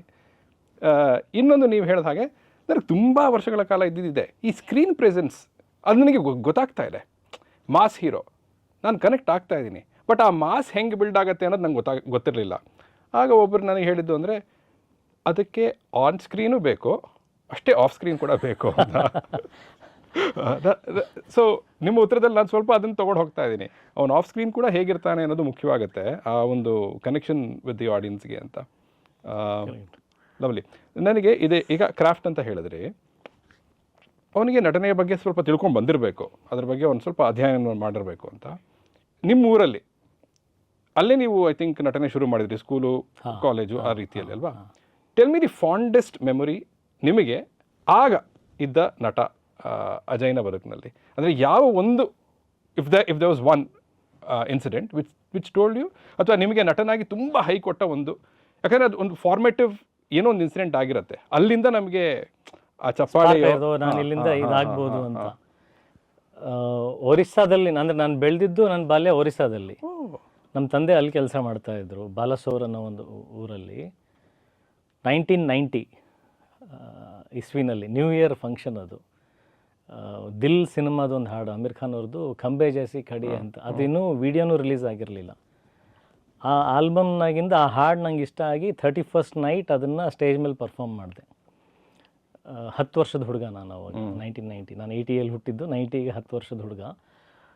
ನಾನೇ ಬಟ್ಟೆ ಹೋಗಿ ಹೊಲಿಸ್ಕೊಂಡು, ಅದು ಒಬ್ಬ ಲಿಬಾಸ್ ಟೈಲರ್ ಅಂತ ಒಬ್ಬ ಇದ್ದ, ಅವನ ಹತ್ರ ಹೋಗಿ ನಾನು ಬಟ್ಟೆನ ಸ್ಟಿಚ್ ಮಾಡಿಸ್ಕೊಂಡು ಬಂದು ನಾನೇ ಕಂಪೋಸ್ ಮಾಡಿ ಏನು ಮಾಡ್ತೀನಿ ಹೆಂಗೆ ಮಾಡ್ತೀನಿ ಅಂತ ಯಾರಿಗೂ ಗೊತ್ತಿರಲಿಲ್ಲ. ನಮ್ಮ ತಾಯಿ ಹೆಸರು ಬರ್ಸಿದ್ರು, ನನ್ನ ಮಗನೂ ಡ್ಯಾನ್ಸ್ ಮಾಡ್ತಾನೆ ಅಂತ. ಅವತ್ತು ನಾನು ಡ್ಯಾನ್ಸ್ ಮಾಡಿದಾಗ ಎಲ್ಲರೂ ಮೂಕಸ್ತಬ್ಧರಾಗಿ, ಕಂಪ್ಲೀಟ್ ಪಿನ್ ಡ್ರಾಪ್ ಸೈಲೆನ್ಸ್, ಯಾವನಿಗೂ ಗೊತ್ತಿರಲಿಲ್ಲ. ಅಂದರೆ ಆ ಎಕ್ಸ್ಪ್ರೆಷನ್ಸು, ಆ ಥರದ್ದು ಸ್ಟೆಪ್ಸು, ಮೂಮೆಂಟ್ಸು. ಆಮೇಲೆ ನಾನು ಬಂದು ಆ ಡ್ಯಾನ್ಸ್ ಮಧ್ಯದಲ್ಲಿ ಪಬ್ಲಿಕ್ಕಿಗೆ ಇಂಟ್ರಾಕ್ಟ್ ಮಾಡಿ ಆ ಲಿರಿಕ್ಸ್ನೆಲ್ಲ ಹಾಡಿ, which nobody thought, that was very new. ಅವತ್ತು ಫಿಲ್ಮ್ ಬಿಡುಗಡೆ ಆಗಿಲ್ಲ, ವಿಡಿಯೋ ಯಾರು ನೋಡಿಲ್ಲ. ಸೊ ನಿಮ್ಮ ಇಮ್ಯಾಜಿನೇಷನ್ನಲ್ಲಿ ಆ ಲಿರಿಕ್ಸ್ನಲ್ಲಿ ಹಾಡ್ತಾ ಹೋಗ್ಬಿಟ್ಟು ಅಲ್ಲಿ ದೊಡ್ಡವರಿಗೂ ಮತ್ತು ಅಲ್ಲಿ ಇರೋ ಲೇಡೀಸ್ ಎಲ್ರಿಗೂ ಇಂಟ್ರಾಕ್ಟ್ ಮಾಡಿ, ನಾನು 10 ವರ್ಷದ ಹುಡುಗ, ತುಂಬ ಕ್ಯೂಟ್ ಅನ್ನಿಸ್ತು. ಎಷ್ಟು ಚೆನ್ನಾಗಿ ಆ್ಯಕ್ಟ್ ಮಾಡಿದೆ, ಎಷ್ಟು ಚೆನ್ನಾಗಿ ಎಕ್ಸ್ಪ್ರೆಷನ್ಸ್ ಕೊಟ್ಟ, ಎಲ್ಲರೂ ಸ್ಟಾರ್ಟ್ ಮಾಡಿದ್ರು. ಅಲ್ಲಿ ನಮ್ಮ ತಾಯಿಯಿಂದ ಬಂದಂಥ ಮಾತಿದು, ಅಂದರೆ ಇವನು ಒಳ್ಳೆ ಆ್ಯಕ್ಟರ್ ಆಗ್ತಾನೆ ಅಂತ. So that stuck into my mind. ಅಲ್ಲಿಂದ ನಾನು ಆ್ಯಕ್ಟರ್ ಆಗಬೇಕು ಅಂತ. ಆಮೇಲೆ ಗೊತ್ತಿಲ್ಲದೆ ನನಗೆ ಅಮಿತಾಬ್ ಬಚ್ಚನ್ ಅವ್ರದ್ದು ಮೂವೀಸ್ ತುಂಬ ಇಷ್ಟ ಆಯಿತು. ನಾನು ಥಿಯೇಟ್ರಲ್ಲಿ ಹೋದಾಗ ನಮ್ಮ ತಂದೆ ತೊಡೆ ಮೇಲೆ ಕೂತ್ಕೊಂಡು ನಾನು ಪಿಕ್ಚರೆಲ್ಲ ನೋಡ್ತಿರ್ಬೇಕಾದ್ರೆ ಅಮಿತಾಬ್ ಬಚ್ಚನ್ ಅವ್ರು ಬಂದರೆ ಫುಲ್ ಎದ್ದುಬಿಟ್ಟು ಕುಣಿಯೋಕ್ಕೆ ಸ್ಟಾರ್ಟ್ ಮಾಡಿಬಿಡ್ತಾಯಿದ್ದೆ. ಸೊ ಗೊತ್ತಿಲ್ಲದೆ ಅದು ಇಂಡ್ಯೂಸ್ ಆಗಿಬಿಟ್ಟಿತ್ತು, ಆ್ಯಕ್ಟರ್ ಹೀರೋ ತಲೆನಲ್ಲಿ. ಬಟ್ ಯಾರ ಡ್ಯಾನ್ಸ್ ಇಷ್ಟ ಆಯಿತು? ಬಿಕಾಸ್ ಯು ಟುಕ್ ಟು, ಅಂದರೆ ಅಫ್ಕೋರ್ಸ್ ಅಮಿತಾಬ್ ಅವ್ರು ಡ್ಯಾನ್ಸ್ ಮಾಡಿರ್ಬೋದು, but is not known for his dance ಅಲ್ವಾ? ಅಲ್ಲ, ಇದು ಡ್ಯಾನ್ಸ್ ಮಾಡಿದ್ದೆ ಅಮೀರ್ ಖಾನ್ ಅವ್ರದ್ದು. ಕರೆಕ್ಟ್. ಬಟ್ ದೆನ್ ಒಂದು ಕೊರಿಯೋಗ್ರಫಿ ಮಾಡಲಿಕ್ಕೆ ನಿಮಗೆ ಯಾರೋ ಒಬ್ಬ ಡ್ಯಾನ್ಸರ್ ಇಷ್ಟ ಆಗಿರ್ಬೋದಲ್ಲ ಅಂತ. ಅಂದರೆ ಅದು ಸ್ಟಿಲ್ ನಂಗೆ ಗೊತ್ತಾಗ್ತಾ ಇಲ್ಲ ಸರ್ ಹೆಂಗೆ ಅಂತ. ಅದು ನಮ್ಮ ಮನೇಲಿ ಸಂಗೀತ ಇತ್ತು, ಅಂದರೆ ನಮ್ಮ ತಾಯಿ ಒಳ್ಳೆ ಹಾಡು ಹಾಡ್ತಾರೆ, ಅವ್ರ ಮನೇಲಿ ಎಲ್ಲರೂ ಇದು ಅಂದರೆ ಸಂಗೀತದ ಬಗ್ಗೆ ನಾಲೆಜ್ ಇದೆ. ಡ್ಯಾನ್ಸ್ ಯಾರೂ ಮಾಡಿರಲಿಲ್ಲ, ಅದು ಹೆಂಗೆ ಬಂತು ನನಗೆ ಸ್ಟಿಲ್ ಗೊತ್ತಿಲ್ಲ. ಬಟ್ ಅದೇ ಬಟ್ಟೆ ಹೊಲಿಸ್ಲಿಕ್ಕೆಲ್ಲ ಪಾಪ ಅವ್ರು ಸಪೋರ್ಟ್ ಮಾಡಿದಾರೆ ಆಗ್ಲೇ, ಒಬ್ಬ ಹೆಸರು ಕೊಟ್ಟು. ಅದೇ ನಿಮ್ಮ ಕಮ್ಯುನಿಟಿಯಲ್ಲಿ ನಡೆದ ಒಂದಿದ? ಹೌದು, ನಮ್ಮ ತಂದೆ ಯಾವ ಫ್ಯಾಕ್ಟ್ರಿಯಲ್ಲಿ ಕೆಲಸ ಮಾಡ್ತಿದ್ರಲ್ಲ, ಅಲ್ಲಿ ಒಂದು ಯೂನಿಯನ್ ಕ್ಲಬ್ ಅವೆಲ್ಲ ಇರುತ್ತಲ್ಲ. ಲವ್ಲಿ. ತಾಯಿ ಬಗ್ಗೆ ಹೇಳಿದ್ರೆ, ತಂದೆ ತಾಯಿ ಬಗ್ಗೆ ಮಾತಾಡೋಣ. ನಿಮ್ಮ ತಾಯಿಯವ್ರ ಹೆಸರು ಕೇಳಿನೇ ನನಗೆ, ನನ್ನ ಜ್ಞಾನ ಅಬೌಟ್ ಕರ್ನಾಟಕ ಅಷ್ಟು ಲಿಮಿಟೆಡ್ಡು, ಹಾಗಾಗಿ may be it is a well known ಹೆಸರು ಕೂಡ. ಸ್ವಲ್ಪ ಹೇಳಿ, ಹನುಮಂತರಾವ್ ಬಕುಲಾದೇವಿ. ಆ ಬಕುಲಾದೇವಿ ಹೆಸರು ಬಗ್ಗೆ ಹೇಳಿ ನನಗೆ. ಬಕುಲಾ ಅನ್ನೋದು ಒಂದು ಹೂವಿನ ಹೆಸರು. ಆಮೇಲೆ ಅದು ಸ್ವಲ್ಪ ಆಂಧ್ರ ಕಡೆ ಎಲ್ಲ ವಕುಲಾದೇವಿ ಅಂತಾರೆ. ಅಂದರೆ ಶ್ರೀನಿವಾಸ ದೇವರಿದ್ದಾರಲ್ಲ, ವೆಂಕಟೇಶ್ವರ, ಅವ್ರ ತಾಯಿ ಹೆಸರು ಬಕುಲ. ಈ ಕಡೆ ಇಲ್ಲಿ ಬಕುಲ ಅಂತಾರೆ. ಬಕುಲ ಅನ್ನೋದು ಒಂದು ಹೂವು, ಅದು ರಾತ್ರಿ ಅರಳುತ್ತೆ, ಅದ್ರ ಪರಿಮಳ ರಾತ್ರಿ ಇರುತ್ತೆ, ಮತ್ತು ಬೆಳಗ್ಗೆ ಅದು ಮುದುಡೋಗುತ್ತೆ, ಇರಲ್ಲ. ಸೊ ಅದೊಂದು ಅಪರೂಪವಾದಂಥ ಹೂವು ಅದು. ಆ ಹೆಸರು ನಮ್ಮ ತಾಯಿಗೆ ಇಟ್ಟಿದ್ದು. ಬಟ್ ಅಲ್ಲಿ ಇಸ್ ದಿಸ್ ಅ ಪಾಪ್ಯುಲರ್, ಅಂದರೆ ಕೇಳಿಸ್ಕೊಂಡ್ರೆ ತುಂಬ ರೇರ್ ಹೆಸರಾಗಿ ಇದೆ ಇದು. ನೀವು ಕೇಳಿದ್ದೀರಾ ಬೇರೆ ಯಾರಾದರೂ ಬಕುಲಾದೇವಿ ಅಂತ ಹೆಸರಿಟ್ಕೊಂಡವರು, ಅಥವಾ ಬಕುಲ ಹೆಸರಿರೋರು? ಇಲ್ಲ, ಬಹಳ ಕಡಿಮೆ. ನನ್ನ ಸ್ಕೂಲಲ್ಲಿ ಒಬ್ಳು ಕ್ಲಾಸ್ಮೇಟ್ ಇದ್ಲು ಆ ಹೆಸರಲ್ಲಿ. ಅದು ಬಿಟ್ಟರೆ ತುಂಬ ಅಪರೂಪ ಕೇಳಿದ್ದು. ಎಕ್ಸಲೆಂಟ್. ಸೊ ಸರಳ ಸುಬ್ಬಾರಾವ್ ಬರೋಣ. First of all, it's an excellent title. ಈ ಚಿತ್ರ ಇದು ಗಂಡ ಹೆಂಡತಿಯ ನಡುವೆ ಇರೋ ಪ್ರೀತಿಯ ಬಗ್ಗೆ ಮಾತಾಡುತ್ತೆ. ಆ್ಯಂಡ್ ದೆನ್ ಈಗಷ್ಟೇ ಟ್ರೇಲರ್ ತೋರಿಸಿದ್ರು, ಮಕ್ಕಳ ಬಗ್ಗೆನೂ ಮಾತಾಡುತ್ತೆ. ಇಟ್ಸ್ ನಾನು 3 ಹಾಡುಗಳನ್ನು ನೋಡಿದ್ದೆ, ಆಗ ಗಂಡ ಹೆಂಡತಿ ಬಗ್ಗೆ ಇದೆ. ಓಕೆ ಅಂದ್ಕೊಂಡು ಟ್ರೇಲರ್ ನೋಡಿದ್ಮೇಲೆ ಗೊತ್ತಾಯ್ತು ಏನೋ ಒಂದು ಸ್ಪೆಷಲ್ ಇದೆ ಎಲಿಮೆಂಟ್ ಅಂತ. ಅಲ್ಲಿಗೆ ಯಾಕೆ ಬರ್ತಾ ಇದ್ದೀನಿ ಅಂದರೆ, ಹನುಮಂತರಾವ್ ಬಕುಲಾದೇವಿ ಅವರಿಬ್ಬರ ಸಪೋರ್ಟ್ ಬಗ್ಗೆ ಈಗ ಆಲ್ರೆಡಿ ಹೇಳಿದಿರಿ. Tell me how they were as a couple. Wonderful couple, iconic couple. ನಮ್ಮ ಸಂಬಂಧಿಕರಲ್ಲಿ ಮತ್ತು ನಮ್ಮ ತಂದೆ ಕೆಲಸ ಮಾಡ್ತಿದ್ದಂಥ ಅಷ್ಟು ಜಾಗಗಳಲ್ಲಿ ನನ್ನ ಹತ್ರ ಫೋಟೋಸು ಇದೆ. ನಿಮ್ಗೆ ಅವಕಾಶ ಯಾವಾಗಾದ್ರೂ ಸಿಕ್ಕರೆ ತೋರಿಸ್ತೀನಿ. ಬೆಸ್ಟ್ ಕಪಲ್ ಅವಾರ್ಡ್ಸ್ ಎಲ್ಲ ಸಿಕ್ಕಿದೆ ಅವರಿಗೆ, ಅವ್ರು ಕೆಲಸ ಮಾಡುವಂಥ ಜಾಗದಲ್ಲೆಲ್ಲ. ಅಷ್ಟು ಅನ್ಯೋನ್ಯತೆಯಿಂದ ಅಷ್ಟು ಪ್ರೀತಿಯಿಂದ. ನಾನು ತಾಯಿ ಹೌಸ್ ವೈಫ್ ಆಗಿದ್ರಾ? ತಾಯಿ ಹೌಸ್ ವೈಫ್ ಆಗಿದ್ರು. ನಮ್ಮ ಅಕ್ಕ, ನಮ್ಮಣ್ಣ, ನಾನು 3 ಜನ. ನಾವು 3 ಜನನು ಯಾವತ್ತೂ ಅವ್ರು ಜಗಳ ಆಡಿದ್ದು, ಕಿತ್ತಾಡಿದ್ದು, ಒಂದು ವಾಲ್ಯೂಮ್ ಮೇಲೆ ಮಾತಾಡಿದ್ದು ನಮ್ಮ ಮನೇಲಿ ನಾವು ನೋಡೇ ಇಲ್ಲ, ಕೇಳೇ ಇಲ್ಲ. ಅಂದರೆ ಗಂಡ ಹೆಂಡತಿ ಒಂದು ಸಹಜ ಜಗಳಾಡ್ತಾರೆ, ಗಂಡ ಹೆಂಡತಿ ಜಗಳ ಉಂಡು ಮಲ್ಗೋವರೆಗೂ ಅಂತ ಹೇಳ್ತಾರೆ. ನಮ್ಮ ಮನೇಲಿ ಅದು ನೋಡೇ ಇಲ್ಲ. ಅದು ನೋಡಿಲ್ಲ, ಅದು ನೋಡೇ ಇಲ್ಲ, ಮೈನರ್ ಡಿಸಗ್ರಿಮೆಂಟ್ಸು ಇಲ್ಲ, ನೋಡೇ ಇಲ್ಲ. ನಾವು ಚಿಕ್ಕವರಿದ್ದಾಗಿನ ನೋಡೇ ಇಲ್ಲ. ಅಷ್ಟು wonderful sweet couples, very romantic couples. ಹೇಗೆ ರೊಮ್ಯಾಂಟಿಕ್ ಅಂತ ಹೇಳ್ತೀರಾ? ಅಂದರೆ ನಮ್ಮ ತಂದೆ, ನಮ್ಮ ತಾಯಿ ಹೆಸರು ಬಕುಲ ಅಲ್ಲ, ಬಕೂಲಿ ಕೂಲಿ ಕೂಲ್ ಅಂತ ಹಿಂಗೆಲ್ಲ ಮಾತಾಡ್ಕೊಂಡು ಬರೋರು. ಫ್ಯಾಕ್ಟ್ರಿಯಿಂದ ಬರ್ತಿದ್ದಂಗೆನೆ ಹಾಡು ಹಾಡ್ಕೊಂಡು, ಆಮೇಲೆ ಅವ್ರಿಗೆ ಜಾಸ್ತಿ ಹಾಡು ಹಾಡ್ತಿದ್ದೇನಪ್ಪ ಅಂದರೆ ಏ ಚಾಂದ್ ಸರೋ ಶಂಚೆಹರ, ಯಾವಾಗಲೂ ಹಾಡು ಹಾಡೋರು. ನಮ್ಮಮ್ಮ ನಾಚ್ಕೊಳ್ಳೋರು, ಹಿಂದೆ ಕಿಚನಲ್ಲೆಲ್ಲ ಡ್ಯಾನ್ಸ್ ಮಾಡ್ಕೊಂಡು ಹಾಡಾಡ್ಕೊಂಡು ಫ್ರೆಂಡ್ಲಿ. ಸಿನಿಮಾನಲ್ಲಿ ನಾವು ನೋಡ್ತೀವಲ್ಲ ಒಂದು ವೆರಿ ರೊಮ್ಯಾಂಟಿಕ್ ಕಪಲ್ಸ್, ಲಿಟ್ರಲಿ ಹಂಗಿದ್ರು. ನಮಗೆಲ್ಲ ಅದು ತಮಾಷೆ ಕಾಮಿಡಿ ಅನ್ಸೋದು ಅವೆಲ್ಲ ನಮ್ಮ ತಂದೆ ಮಾಡ್ತಾ ಇದ್ದು, ಅವ್ರ ಜೊತೆ ತಮಾಷೆಗಳೆಲ್ಲ. ಅಬ್ಬಾ ಅಬ್ಬಾ, ನೀವು ಹೇಳ್ತಿರೋದು ನೋಡಿದ್ರೆ ನನಗೆ ಈ ಒಂದು 5-10 ನಿಮಿಷದಲ್ಲೇ ನಿಮ್ಮ ತಾಯಿಯವರ ಕಾಂಟ್ರಿಬ್ಯೂಷನ್ ಆಲ್ರೆಡಿ ಗೊತ್ತಾಗ್ತಾ ಇದೆ. ಆ್ಯಂಡ್ ಯು ಸೆಡ್ ಅವರ ಹಿನ್ನೆಲೆಯಲ್ಲಿ ಆರ್ಟಿಸ್ಟ್ ಇದ್ರ? ಆರ್ಟಿಸ್ಟ್ ಅಲ್ಲ, ಬಟ್ ಅವರಿಗೆ ಅಂದರೆ ಮನೆಯಲ್ಲೇ ಈ ಅಂದರೆ ನಾವು ಹುಟ್ಟಿ ಬ್ರಾಹ್ಮಣರ ಕುಟುಂಬದಲ್ಲಿ ಯೂಶಲಿ ಅದು ಶಾಸ್ತ್ರೀಯ ಸಂಗೀತ, ಹಾಡು ಇವೆಲ್ಲ ಫಸ್ಟ್ ಸಂಗೀತ ಮಂತ್ರ, ಅವೆಲ್ಲ ಇದು ಸಹಜವಾಗಿ ಬಂದಿದ್ದು. ಹಾಗಾಗಿ ಅವ್ರ ತಾಯಿ ಅಂದರೆ ಅವ್ರ ಮನೆತನದಲ್ಲಿ ಎಲ್ಲ ಅವ್ರ ಸಿಸ್ಟರ್ಸು, ಆಮೇಲೆ ನಮ್ಮ ಮಾಮಂದಿರು ಎಲ್ಲರೂ, ಅಂದರೆ ನಮ್ಮ ತಾಯಿ ಅವ್ರು ಟೋಟಲ್ 10 ಜನ, 5 ಜನ ಬ್ರದರ್ಸ್, 5 ಜನ ಸಿಸ್ಟರ್ಸ್. ಅಷ್ಟು ಜನ ಹಾಡಾಡ್ತಾರೆ, ಅಷ್ಟು ಜನಕ್ಕೆ ಸಂಗೀತದ ಬಗ್ಗೆ ನಾಲೆಜ್ ಇದೆ. ಸೊ ಈ ಏನಾದರೂ ಫಂಕ್ಷನ್ಸ್, ಹಬ್ಬಗಳು ಎಲ್ಲ ಬಂದಾಗ ದೇವ್ರ ಹಾಡು ಹಾಡೋದು ಕಂಪಲ್ಸರಿ ಅವ್ರಿಗೆ ಗೊತ್ತಿರಬೇಕು. ಒಂದು ಮಂಗಳಾರತಿ ನಡೀತಾ ಇದೆ, ಆರತಿ ನಡೀತಾ ಇದೆ ಅಂದರೆ ಎಲ್ಲ ಹೆಣ್ಮಕ್ಳು ಸೇರ್ಕೊಂಡು ಹಾಡೋದು ಅವ್ರು ಕಂಪಲ್ಸರಿ ಅವ್ರು ಬರಲೇಬೇಕದು. ಸೊ ಹಾಗಾಗಿ ಅವರಿಗೆ ಸಂಗೀತದ್ದು ನಾಲೆಜ್ ಅನ್ನೋದಿತ್ತು. ನೀವು ಕಿರಿಯವರಾ? ನಾನು ಎಲ್ಲಕ್ಕಿಂತ ಚಿಕ್ಕವನು. ನಾನು ಅಣ್ಣ ಮತ್ತೆ ಅಕ್ಕ ಏನು ಮಾಡ್ತಾರೆ? ಅಕ್ಕ ಹೌಸ್ ವೈಫ್, ಅಣ್ಣ ಸಾಫ್ಟ್ವೇರ್ ಇಂಜಿನಿಯರು, ಓಕೆ. ನಮ್ಮ ಅತ್ತಿಗೆ ಡೆಂಟಿಸ್ಟು, ನಾನು ಒಬ್ಬನೇ actor. At any point discussions ಬರುತ್ತಾ, ನನ್ನ profession is better than your profession ಅನ್ನೋದು? ಇಲ್ಲ. ಬಟ್ ನನಗೇನು ಅನ್ಸುತ್ತೆ ಅಂದರೆ, ಒಬ್ಬ ನಟನ ಕೆರಿಯರಲ್ಲಿ ಅಪ್ಸ್ ಆ್ಯಂಡ್ ಡೌನ್ಸ್ ಇದ್ದೇ ಇರುತ್ತೆ. ಬಟ್ ಸ್ಟಿಲ್ ನನಗನ್ಸೋದು ಅವರಿಬ್ಬರು ನಿಮ್ಮನ್ನ ಸ್ವಲ್ಪ ಮೇಲೆ ಇಟ್ಟೆ ನೋಡ್ತಾ ಇರ್ತಾರೆ ಅಂತ. ಯಾಕಂದ್ರೆ ಇವನೇನು ಸ್ಪೆಷಲ್ ಆಗಿ ಮಾಡಿದ್ದಾನೆ, ನಾವಿಬ್ರು ಒಂದು ರೀತಿಯಲ್ಲಿ ರೆಗ್ಯುಲರ್ ಇಲ್ವಾ? ನಾನು ಆ್ಯಕ್ಟ್ರಾಗಿ ಇವತ್ತು ನಿಲ್ಲೋದಕ್ಕೆ ನಮ್ಮ ಅಣ್ಣ ಕಾರಣ. ನಮ್ಮ ಅಣ್ಣ ದುಡ್ದಿದ್ದು ಅಷ್ಟು ದುಡ್ಡು ನನಗೆ ಪಾಪ ಅವನು ಸ್ಟಾರ್ಟಿಂಗಲ್ಲಿ ಏನು ನನ್ನ ಬಟ್ಟೆಗಳಿಗಾಗಲಿ, ನನ್ನ ಲಕ್ಸುರೀಸಿಗೆ ಅವ್ನು ಕಂಪ್ಲೀಟ್ ಸ್ಯಾಲ್ರೀಸ್ ಎಲ್ಲ ನನಗೆ ದಾರಿ ಎರೆದಿರೋದು. ಅವನು ನನ್ನ ಸಿನಿಮಾಗಳು ಫ್ಲಾಪ್ ಆದಾಗ ನಾನು ದುಡಿದೇ ಇದ್ದಾಗೂ ಅವನೇ ನೋಡ್ಕೊಂಡಿದ್ದು. ಆ್ಯಕ್ಚುಲಿ ತಂದೆನೂ ಇದ್ದರೆ ಮಾಡ್ತಾಯಿದ್ರು ಗೊತ್ತಿಲ್ಲ, ಅಣ್ಣ ಅಷ್ಟು ಮಾಡಿದ್ದಾನೆ. ಸೊ ಅವ್ನು ಹಂಗೆ ಅನ್ಕೊಳಕ್ಕೆ ಸಾಧ್ಯನೇ ಇಲ್ಲ. ಇವತ್ತು ಏನಾದರೂ ಸಕ್ಸಸ್ ಸಿಕ್ಕರೆ is the most happiest person. Lovely. ಅವ್ರ ಹೆಸರು ಸುಜಯ್, ಸುಮನ್ ಸುಜಯ್ ಅಜಯ್. ಓಕೆ. ಇವತ್ತು 2025-2026ರಲ್ಲಿ ಅಗೇನ್ ಬ್ಯಾಕ್ಗ್ರೌಂಡ್ ಇಲ್ಲದೆ ಒಬ್ಬ ನಟ ಬರೋದಕ್ಕೆ ದಾರಿಗಳು ಸುಲಭ ಆಗಿದೆ ಅಂತ ನಿಮ್ಗೆ ಅನ್ಸುತ್ತಾ, ಅಥವಾ ಅದೇ ಕಷ್ಟಗಳು ಇನ್ನೂ ಇದೆ ಅಂತ ಅನ್ಸುತ್ತಾ? ಅಲ್ಲ, ದಾರಿ ಸುಲಭ ಆಗಿದೆ ನೀವು ಫಸ್ಟ್ ಪಿಕ್ಚರ್ ಮಾಡೋವರೆಗೂ ಅಷ್ಟೇ. ಸುಲಭ ಆಗಿದೆ? ಹಾಂ, ಸುಲಭ ಆಗಿದೆ. ಮುಂಚೆಗಿಂತನೂ ತುಂಬ ಸುಲಭ ಆಗಿದೆ. ಹೇಗೆ? ಮುಂಚೆ ಸಿನಿಮಾದವ್ರು ಎಲ್ಲಿ ಸಿಗ್ತಾರೆ, ಅದು ಏನು ಗೊತ್ತೇ ಇರಲಿಲ್ವಲ್ಲ ಸರ್. ಇವಾಗ ನಿಮ್ಮ ಕೈಯಲ್ಲಿ ಕ್ಯಾಮ್ರಾ ಇದೆ, ನೀವು ಒಂದು ಮೂವಿ ಮಾಡಿ ಅಪ್ಲೋಡ್ ಮಾಡಿದರೆ ಇವರ ಫಿಲ್ಮ್ ಮೇಕರ್ ನಿಮಗೆ ಅಪ್ರೋಚ್ ಮಾಡ್ತಾರೆ ಎಲ್ಲರೂ. ಅವಾಗ ನಾವು ನಮ್ಮ ಪ್ರತಿಭೆಯನ್ನು ಪ್ರದರ್ಶನ ಮಾಡಿ ಯಾರಿಗಾದರೂ ಹೇಳಬೇಕಂದ್ರೆ ಅದಕ್ಕೆ ಎಷ್ಟು ಸಲ ಕೂಗಬೇಕಿತ್ತು. ನಾನಿವತ್ತು ನನ್ನ ಇನ್ಸ್ಟಾಗ್ರಾಮ್ ಒಂದು ಪ್ರೊಫೈಲ್ ಪೇಜ್ ಕ್ರಿಯೇಟ್ ಮಾಡ್ಬಿಟ್ಟು ನಾನು ಒಂದು ಶಾರ್ಟ್ ಮೂವಿನೋ ಅಥವಾ ಒಂದು ಯೂಟ್ಯೂಬ್ ಚಾನಲ್ ಏನೋ ಒಂದು ಮಾಡಿ ನನ್ನ ಪ್ರತಿಭೆನ ತೋರಿಸೋದಕ್ಕೆ ಒಂದು ಪ್ಲ್ಯಾಟ್ಫಾರ್ಮ್ ಸಿಕ್ಕಿದೆ. ಆ ಪ್ಲ್ಯಾಟ್ಫಾರ್ಮಿಂದ ಯಾರೋ ಗುರುತಿಸ್ಬೋದು, ಅಥವಾ ನಾನೇ ಒಂದು ಫ್ರೆಂಡ್ಸ್ನ ಕಟ್ಕೊಂಡ್ಬಿಟ್ಟು. ಸಿನಿಮಾ ಮೇಕಿಂಗ್ ತುಂಬ ಈಸಿ, ಎಲ್ರಿಗೂ ಗೊತ್ತಿರುವಂಥ ವಿಚಾರ ಇವತ್ತು. ಸೊ ಮಾಡಿ ನಾನು ಅಟ್ಲೀಸ್ಟ್ ಒಂದು ತೋರಿಸ್ಬೋದು. There is a platform that ಅಂದರೆ ಅಷ್ಟು ಈಸಿಯಾಗಿರೋಂಥ ಪ್ಲ್ಯಾಟ್ಫಾರ್ಮ್ಸ್ ಇರಲಿಲ್ಲ ಅವತ್ತು. ಸೊ ಆವಾಗ ಮೊದಲ ಹೆಜ್ಜೆ ಏನಾಗಿರ್ತಿತ್ತು? ಅಂದರೆ ಇಲ್ಲಿ ಬಂದು ಇಳಿದು ಏನು ಗಾಂಧಿನಗರಕ್ಕೆ ಹೋಗ್ಬೇಕಾ, ಏನು ಮಾಡಬೇಕಿತ್ತು ಅವಾಗ? ಅದೇ ನಾನು ಆಟೋ ಡ್ರೈವರ್ಸಿಗೆ ಕೇಳಿದ್ದೀನಿ. ನನ್ನ ಪರ್ಸ್ನಲ್ ಎಕ್ಸ್ಪೀರಿಯನ್ಸಲ್ಲಿ ನಾನು ಆಟೋ ಡ್ರೈವರ್ಸಿಗೆ ಸಿನಿಮಾದವ್ರು ಎಲ್ಲಿ ಸಿಗ್ತಾರೆ ಅಂತ ನಾನು ಈಗ ಆಟೋ ನಿಲ್ಸಿದ್ರೆ ಅವ್ನು ಎಲ್ಲೂ ಹೋಗ್ಬೇಕು ಬಂದರೆ ಸಿನಿಮಾದವ್ರು ಎಲ್ಲಿ ಸಿಗ್ತಾರೆ ಅಂತ ಕೇಳಿದ್ರಿ. ಪ್ರಾಕ್ಟಿಕಲ್ ಥಿಂಗ್, ಅಂದರೆ ನಿಜವಾಗ್ಲೂ ನಡೆದಂಥ ಘಟನೆ ನನ್ನ ಜೀವನದಲ್ಲಿ. ನಿಮಗೆ ಇಲ್ಲಿ ಯಾರ ಕಾಂಟ್ಯಾಕ್ಟ್ ಇಲ್ಲದೆ ಬಂದು? ಯಾರ ಕಾಂಟ್ಯಾಕ್ಟ್ ಇಲ್ಲ. ಯಾರೋ ಒಬ್ಬ ಕಾನಿಷ್ಕಾ ಹೋಟ್ಲಿಗೆ ಹೋಗಿ ಬಿಟ್ಟಿದ್ದು. ಕಾನಿಷ್ಕ ಹೋಟೆಲಲ್ಲಿ ನಾನು ಕೆ ವಿ ರಾಜು ಅವರಿಗೆ ಹೋಗಿ ಕೇಳಿದ್ದೀನಿ ಸಿನಿಮಾದವ್ರು ಸಿಗ್ತಾರಾ ಇಲ್ಲಿ ಅಂತ. ಅಲ್ಲಿ ಫಸ್ಟ್ ನನಗೆ ಪರಿಚಯ ಆಗಿರೋದು ಕೆ ವಿ ರಾಜು ಅವರೇ. ಅವರೇ ಅದೊಂದು ಸರ್ಕಲ್ ಇದೆ ಅಲ್ಲಿ ಕುತ್ಕೊಂಡಿದ್ರು. ನಾನು ಸರ್ ಇಲ್ಲಿ ಸಿನಿಮಾದವರು ಸಿಗ್ತಾರೆ ಅಂತ, ಏನಾಗಬೇಕಾಯ್ತು, ಎಲ್ಲಿಂದ ಬಂದಿದ್ದು ಅಂತೆಲ್ಲ ಕೇಳ್ತಿದ್ದಾರೆ. ನಾನು ಚಿಕ್ಕ ಮಗು ಥರ ಎಲ್ಲ ವಿಚಾರ ಹೇಳ್ತಿದ್ದೀನಿ. ನಂಗೆ ಗೊತ್ತಿಲ್ಲ ಅವ್ರು ಕೆ ವಿ ರಾಜು ಅಂತ. ಎಷ್ಟು ದುಡ್ಡು ಇಟ್ಕೊಂಡ್ಬಂದಿದ್ರಿ ಆಗ?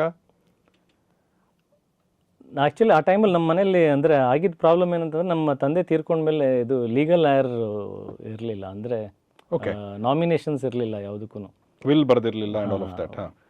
ಅವ್ರ ರಿಟೈರ್ಮೆಂಟ್ ಎಕ್ಸ್ಟೆಂಡ್ ಆಯಿತು. ಸೊ ಅದೇನೇನು ಅವ್ರದ್ದು ಇನ್ವೆಸ್ಟ್ಮೆಂಟ್ ಇತ್ತಲ್ಲ, ಎಫ್ ಡಿಸ್ ಅವ್ರು ವಾಟ್ ಎವರ್, ಅದೆಲ್ಲ ಎಕ್ಸ್ಟೆಂಡ್ ಮಾಡಿದ್ರೆ ಅದಕ್ಕೆ ನಾಮಿನೇಷನ್ಸ್ ಇರಲಿಲ್ಲ. ಸೊ ಅದನ್ನು ಪಡೆಯೋ ಟೈಮಲ್ಲಿ ನಾವು actually we saw financial crisis ಆಗ ನಮ್ಮ ಅಣ್ಣನೇ ಕೇರ್ ಟೇಕರು.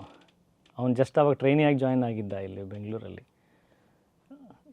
ಅದೇನು ದುಡ್ಡು ಇದ್ದಿಲ್ಲ ಸರ್ ನನ್ನ ಹತ್ರ, ನನ್ನದೇ ಆದಂಥ ಏನು ದುಡ್ಡು ಇದ್ದಿಲ್ಲ ನಾನು. ಸೊ ಸ್ಟಾರ್ಟಿಂಗ್ ಒಂದು 2 to 3 years ನಮ್ಮ ತಂದೆದು ಅದೆಷ್ಟು ದುಡ್ಡು ಅದೆಲ್ಲ ಬರೋವರೆಗೂ literally didn't have any money. But 20 years 20 ವರ್ಷದ ಅಜಯ್ ರಾವ್ಗೆ ಕಾಂಟ್ಯಾಕ್ಟ್ ಇಲ್ಲ, ದುಡ್ಡಿಲ್ಲ, ನಟ ಆಗಬೇಕು. ಅದೇನು ಹುಚ್ಚುತನ ಇರುತ್ತಾ ಅಥವಾ ಏನಿರುತ್ತೆ ಅಲ್ಲಿ? ಹುಚ್ಚುತನ, ಹೌದು, 100%. Until and unless you are not mad, you are not crazy, correct, you cannot come into, especially into films. You have to be mad. ಒಂದು ಮ್ಯಾಡ್ನೆಸ್, ಒಂದು ಚಿಕ್ಕ ಮಗುಗೆ ಏನೂ ಗೊತ್ತಿರಲ್ಲ, ಹಿಂದೆ ಮುಂದೆ ಏನೂ ಗೊತ್ತಿರಲ್ಲ, ಅದು ಆ ಹಠ ಇರುತ್ತಲ್ಲ, ಅದು ಬೇಕು ಅನ್ನೋದು ಬೇಕಷ್ಟೇ. ಅದಕ್ಕೆ ಧೈರ್ಯ ಅನ್ನೋದಲ್ಲ, ಅದು ಹುಚ್ಚುತನನೇ. ಸೊ 1919 ಡ್ಯಾನ್ಸ್ ಮಾಡಿದಾಗ ತಾಯಿ ಹೇಳಿದ್ರು ಇವನು ಆ್ಯಕ್ಟರ್ ಆಗಬಹುದು ಅಂತ. 10 ವರ್ಷ ಆ ದೀಪವನ್ನು ಹಾಗೆ ಅದು ಆರಿಸದೆ, ಅದನ್ನು ಹಾಗೆ ಇಟ್ಕೊಂಡು 2001ಕ್ಕೆ ಬಂದಿದ್ದೀರಿ. 2000 ಎಂಡಲ್ಲಿ ನಾನು ಬೆಂಗಳೂರಿಗೆ ಓಡಾಟ ಸ್ಟಾರ್ಟ್ ಆಯಿತು. ನಾವು ಹೋದ ಸಲ ಭೇಟಿಯಾಗಿದ್ದು ಅಂದರೆ ಆಯಿತು, ಐ ಥಿಂಕ್ 2 years ಪ್ಲಸ್ ಆಯ್ತೇನೋ. 2 ವರ್ಷ. ಯಾರೋ ಒಂದು ಚಿತ್ರದ ಸ್ಕ್ರೀನಿಂಗಲ್ಲಿ ಭೇಟಿಯಾಗಿದ್ವಿ. ಆಗ ನಾನು ಹೇಳ್ತಾ ಇದ್ದೆ, ಅಂದರೆ ನಾನು ನಿಮ್ಮ ಬಗ್ಗೆ ನನಗಿರೋ ಅಭಿಮಾನದ ಬಗ್ಗೆ ಹೇಳ್ತಾ ಇದ್ದೆ, ಅದ್ರ ಬಗ್ಗೆ ಏನೋ ಚರ್ಚೆ ಮಾಡ್ತಾ ಇದ್ವಿ. ಅಜಯ್ ರಾವ್ ಯಾರು ಅಂತ ನಮಗೆ ಗೊತ್ತು, ಅವರ ಟ್ಯಾಲೆಂಟ್ ಏನು ಅಂತ ನಮಗೆ ಗೊತ್ತು. ಬಟ್ ಆಗ ನಿಮ್ಮ ಚಿತ್ರದ ಯಾವುದೋ ಒಂದು ಹಾಡು ಇನ್ನೊಬ್ಬ ಹೀರೋಯಿಂದ ಬಿಡುಗಡೆ ಆಗ್ತಾಯಿತ್ತು. ನಾನು sir, I am not okay with this. Ajay Rao ಅವರ ಚಿತ್ರದ ಒಂದು ಹಾಡು ಇನ್ನೊಬ್ಬ ಹೀರೋಯಿಂದ ಬಿಡುಗಡೆ ಆಗೋದಲ್ಲ ನನಗೆ sir, I don't think that's good promotion ಅಂತ ನಾನು ಹೇಳ್ತಾ ಇದ್ದೆ. ಪ್ಲಸ್ ನಾನು ಹೇಳಿದೆ, ಸರ್ ಅದು ನಿಮ್ಮ ಸ್ಟೇಚರ್ನ ಕೆಳಗೆ ತರೋ ಥರ ಅನ್ಸುತ್ತೆ ನನ್ನಂಥ ಆಡಿಯನ್ಸ್ಗೆ ಅಂತ. ಎನಿವೆ, ಅದಕ್ಕೆ ನೀವೇನು ರೆಸ್ಪಾನ್ಸ್ ಕೊಟ್ರಿ ಅಂತ ನಾನು ಹೇಳಲ್ಲ. ಬಟ್ ಆ ಒಂದು ಕಾನ್ವರ್ಸೇಷನಲ್ಲಿ ಐ ಥಿಂಕ್ ಆಗ ನೀವು ಯುದ್ಧಕಾಂಡ ಬರೀತಾ ಇದ್ರಿ ಅಂತ ಅನಿಸುತ್ತೆ. ನೀವು ಹೇಳಿದ್ರಿ ಇಲ್ಲ ಸರ್, ನಾನೇ ಒಂದು ಫಿಲಮ್ನ ನನ್ನದೇ ಒಂದು ಸಣ್ಣ ಟೀಮ್ ಜೊತೆ ನನ್ನದೇ ಐಡಿಯಾಸು, ಈಗ we are in the process of starting the journey ಅಂತ ಹೇಳಿದ್ರಿ. ಯುದ್ಧಕಾಂಡ 2 ನಿಮ್ಮ ಆಬ್ಜೆಕ್ಟಿವ್ ಏನಿತ್ತೋ ಅದನ್ನು ತಲುಪಲಿಕ್ಕೆ ಸಾಧ್ಯವಾಯಿತಾ ಯುದ್ಧಕಾಂಡ 2 ಅಲ್ಲಿ? ನಾನು ಬಿಸ್ನೆಸ್ ಅದ್ರ ಬಗ್ಗೆ ಮಾತಾಡ್ತಾ ಇಲ್ಲ. ನಾ ಸಿನಿಮಾ ಮಾಡೋ ನೀವು ಯಾವುದಕ್ಕಾಗಿ ನಾನೇ ಬರಿತೀನಿ ಯುದ್ಧಕಾಂಡನ ಅಂತ ಕೂತು? ಇಲ್ಲ, ಯುದ್ಧಕಾಂಡ ನಾನು ಬರ್ದಿಲ್ಲ. ಯುದ್ಧಕಾಂಡ ಪವನ್ ಭಟ್ ಅನ್ನೋರದೇ ಕಥೆ. I have developed it. Okay. So ಆ ಒಂದು ಇಲ್ಲ, ಇನ್ನೂ ನಾನೇ ನನ್ನದನ್ನು ನೋಡ್ಕೋಬೇಕು ಅಂತ ಒಂದು ಶುರು ಆದಾಗ ಆ ಆಬ್ಜೆಕ್ಟಿವ್ ಮೀಟ್ ಆಯ್ತಾ? ಖಂಡಿತ ಆಯಿತು. ನನಗೆ ಪರ್ಸ್ನಲ್ ಸ್ಯಾಟಿಸ್ಫ್ಯಾಕ್ಷನ್ ಇದೆ. Apart from commercial business aspects ಬಿಟ್ಟರೆ ಏನು ಮಾಡಬೇಕು ಅಂತ ಅಂದ್ಕೊಂಡಿದ್ದೆ ಅದು ನಾನು ಮಾಡಿದೆ. ಆನ್ ದ್ಯಾಟ್ ಪಾರ್ಟ್ ನನ್ನ ಡ್ಯೂಟಿ ವೈಸ್ ಅದು ತಂದು ಥಿಯೇಟ್ರಿಗೆ ಇಡೋವರೆಗೂ ನನಗೊಂದು ಸ್ಯಾಟಿಸ್ಫ್ಯಾಕ್ಷನ್ ಬೇಕಲ್ಲ. ಅಂದರೆ ಯಾವುದೋ ಒಂದು ಕಳಪೆ ಪ್ರಾಜೆಕ್ಟ್ ಅಂತಂದು ಎಲ್ಲ ಕಾಂಪ್ರಮೈಸ್ ಆಗಿ ಸಾಕಿದ್ದು ಆಗ್ತಾಯಿಲ್ಲ, ಇನ್ನೊಂದು ಯಾವುದೋ ಮಾಡೋಣ ಅಂತ ಬೇಕಾಬಿಟ್ಟಿನೋ ಎಲ್ಲೋ ಕಾಟಾಚಾರಕ್ಕೆ ಸೋತು ಹೋಗಿ ಬಿಟ್ಟು ಅದು ಮೋಸ ಮಾಡಿದ್ದಲ್ಲ. The best possible efforts from my side, ಏನೇನು ಮಾಡೋಕ್ಕೆ ಸಾಧ್ಯನೋ ಎಲ್ಲನೂ ಮಾಡಿ ಅದನ್ನು ಪರಿಗಣಿಸಿ ಈಗ ರೆಡಿ ಇದೆ, ಈಗ ಮೈ ಜಾಬ್ ಈಸ್ ಡನ್ ಅಂತ ನಾವು ಒಂದು ಸ್ಯಾಟಿಸ್ಫ್ಯಾಕ್ಷನ್, ಒಂದು ಸೆಕೆಂಡ್ ರೌಂಡ್ ಆಫ್ ಮಾನಿಟ್ರಿಂಗ್ ಮಾಡಿ ಓಕೆ ಪರವಾಗಿಲ್ಲ, ಇದು ನನ್ನ ಕೈಯಿಂದ ಬೆಸ್ಟ್ ಮಾಡೋಕ್ಕೆ ಸಾಧ್ಯ ಆಗಿತ್ತು, ಈಗ ಸದ್ಯಕ್ಕೆ ಇದನ್ನು ಮಾಡಿದ್ದೀನಿ ಅಂತ ಆ ಸ್ಯಾಟಿಸ್ಫ್ಯಾಕ್ಷನಲ್ಲೇ ತಂದಿದ್ದ ಆಚೆ. There is no regret, no flaws from my side. Yuddhakaanda 2ನ ಡೆವಲಪ್ ಮಾಡಿದ ಪ್ರಾಸೆಸ್ ಬಗ್ಗೆ ಸ್ವಲ್ಪ ಹೇಳಿ ನನಗೆ. ಒಂದು ನಮ್ಮ ಮಾಮ ಅಂದರೆ ನಮ್ಮ ತಾಯಿಯವರೊಬ್ಬ ತಮ್ಮ, ನನ್ನ ಸೋದರ ಮಾವ, ಈಸ್ ಎ ಜಡ್ಜ್. ಸೊ ಅವ್ರ ಕಡೆಯಿಂದ ಲಾ ಪಾಯಿಂಟ್ಸ್ ತುಂಬ ಇನ್ಪುಟ್ಸ್ ತೊಗೊಂಡ್ವಿ ನಾವು. ಯಾಕಂದರೆ ನನಗೊಂದಿತ್ತು ಕೋರ್ಟ್ ರೂಮ್ ಡ್ರಾಮಾ ಮಾಡೋಕ್ಕೆ ಹೋಗ್ತಾಯಿದ್ದೆ. ಅಫ್ಕೋರ್ಸ್ ಕೋರ್ಟ್ ರೂಮ್ನ ನಾವು ಸಿನಿಮ್ಯಾಟಿಕ್ ಲಿಬರ್ಟಿ ತೊಗೊಳ್ತೀವಿ, ಬಿಕಾಸ್ ಒಂಚೂರು ಎಕ್ಸಾಜರೇಟೆಡ್ ಪರ್ಫಾರ್ಮೆನ್ಸ್, ಅಂದರೆ ಎಮೋಷನ್ ನಾವೇನು ಹೇಳಕ್ಕೆ ಹೊರಟಿದ್ದೀವಿ ಆ್ಯಸ್ ಎ ಕ್ಯಾರೆಕ್ಟರ್ಸ್, ಎಷ್ಟು ನೊಂದಿದ್ದಾರೆ, ಯಾರು ಎಷ್ಟು ಫೈಟ್ ಮಾಡ್ತಾ ಇದ್ದಾರೆ ಅನ್ನೋದನ್ನು ನಾವು ಸಿನಿಮ್ಯಾಟಿಕ್ ಎಮೋಷನ್ಸಲ್ಲೇ ಅದನ್ನು ತರಬೇಕು. ನಾರ್ಮಲ್ ಕೋರ್ಟ್ ನಡೀತಾ ಇರೋ ಥರ ವಿತೌಟ್ ಎನಿ ಎಕ್ಸ್ಪ್ರೆಷನ್, ವಿತೌಟ್ ಏನು ಭಾವನೆಗಳಿಲ್ಲದೆ ಆ ಕಡೆ ಒಬ್ಬರು ಈ ಕಡೆ ಒಬ್ಬರು ಪ್ಯಾನಲಲ್ಲಿ ನಿಂತ್ಕೊಂಡ್ಬಿಟ್ಟು ಮಾಡಿದ್ರೆ ಸಿನಿಮಾ ಆಗಲ್ಲ. ಕರೆಕ್ಟ್. ನಾವು ಥ್ರಿಲ್ ಕೊಡೋಕ್ಕೆ ಆಗಲ್ಲ ಆ ವಿಚಾರದಲ್ಲಿ. So cinema court ambience is cinematic. But ನಾವು ಮಾತಾಡ್ತಿರ್ತಕ್ಕಂಥ ಪಾಯಿಂಟ್ಸು ಮತ್ತು ಆ ಲೀಗಲ್ ಆಸ್ಪೆಕ್ಟ್ಸ್ ಎಲ್ಲನೂ ಟು ದಿ ಪಾಯಿಂಟ್ ಇರಬೇಕಾಗಿತ್ತು. ಅದೇ ನಾಳೆ ಜಡ್ಜ್ ನೋಡಿದ್ರೆ ಇದು ರಾಂಗ್ ಅಂತ ಅನ್ನಬಾರ್ದು ಅಂತ. So for that reason in reverse order ಸಾಕಷ್ಟು ಚೇಂಜಸ್ ಆಯಿತು. ಆಮೇಲೆ ನಾವೇನು ಆಲ್ಮೋಸ್ಟ್ 1 ವರ್ಷ ಮೇಲೆ ನಾವು ಕೂತ್ಕೊಂಡಿದ್ದು ಆಫೀಸಲ್ಲಿ ಡಿಸ್ಕಷನ್ಸಿಗೆ.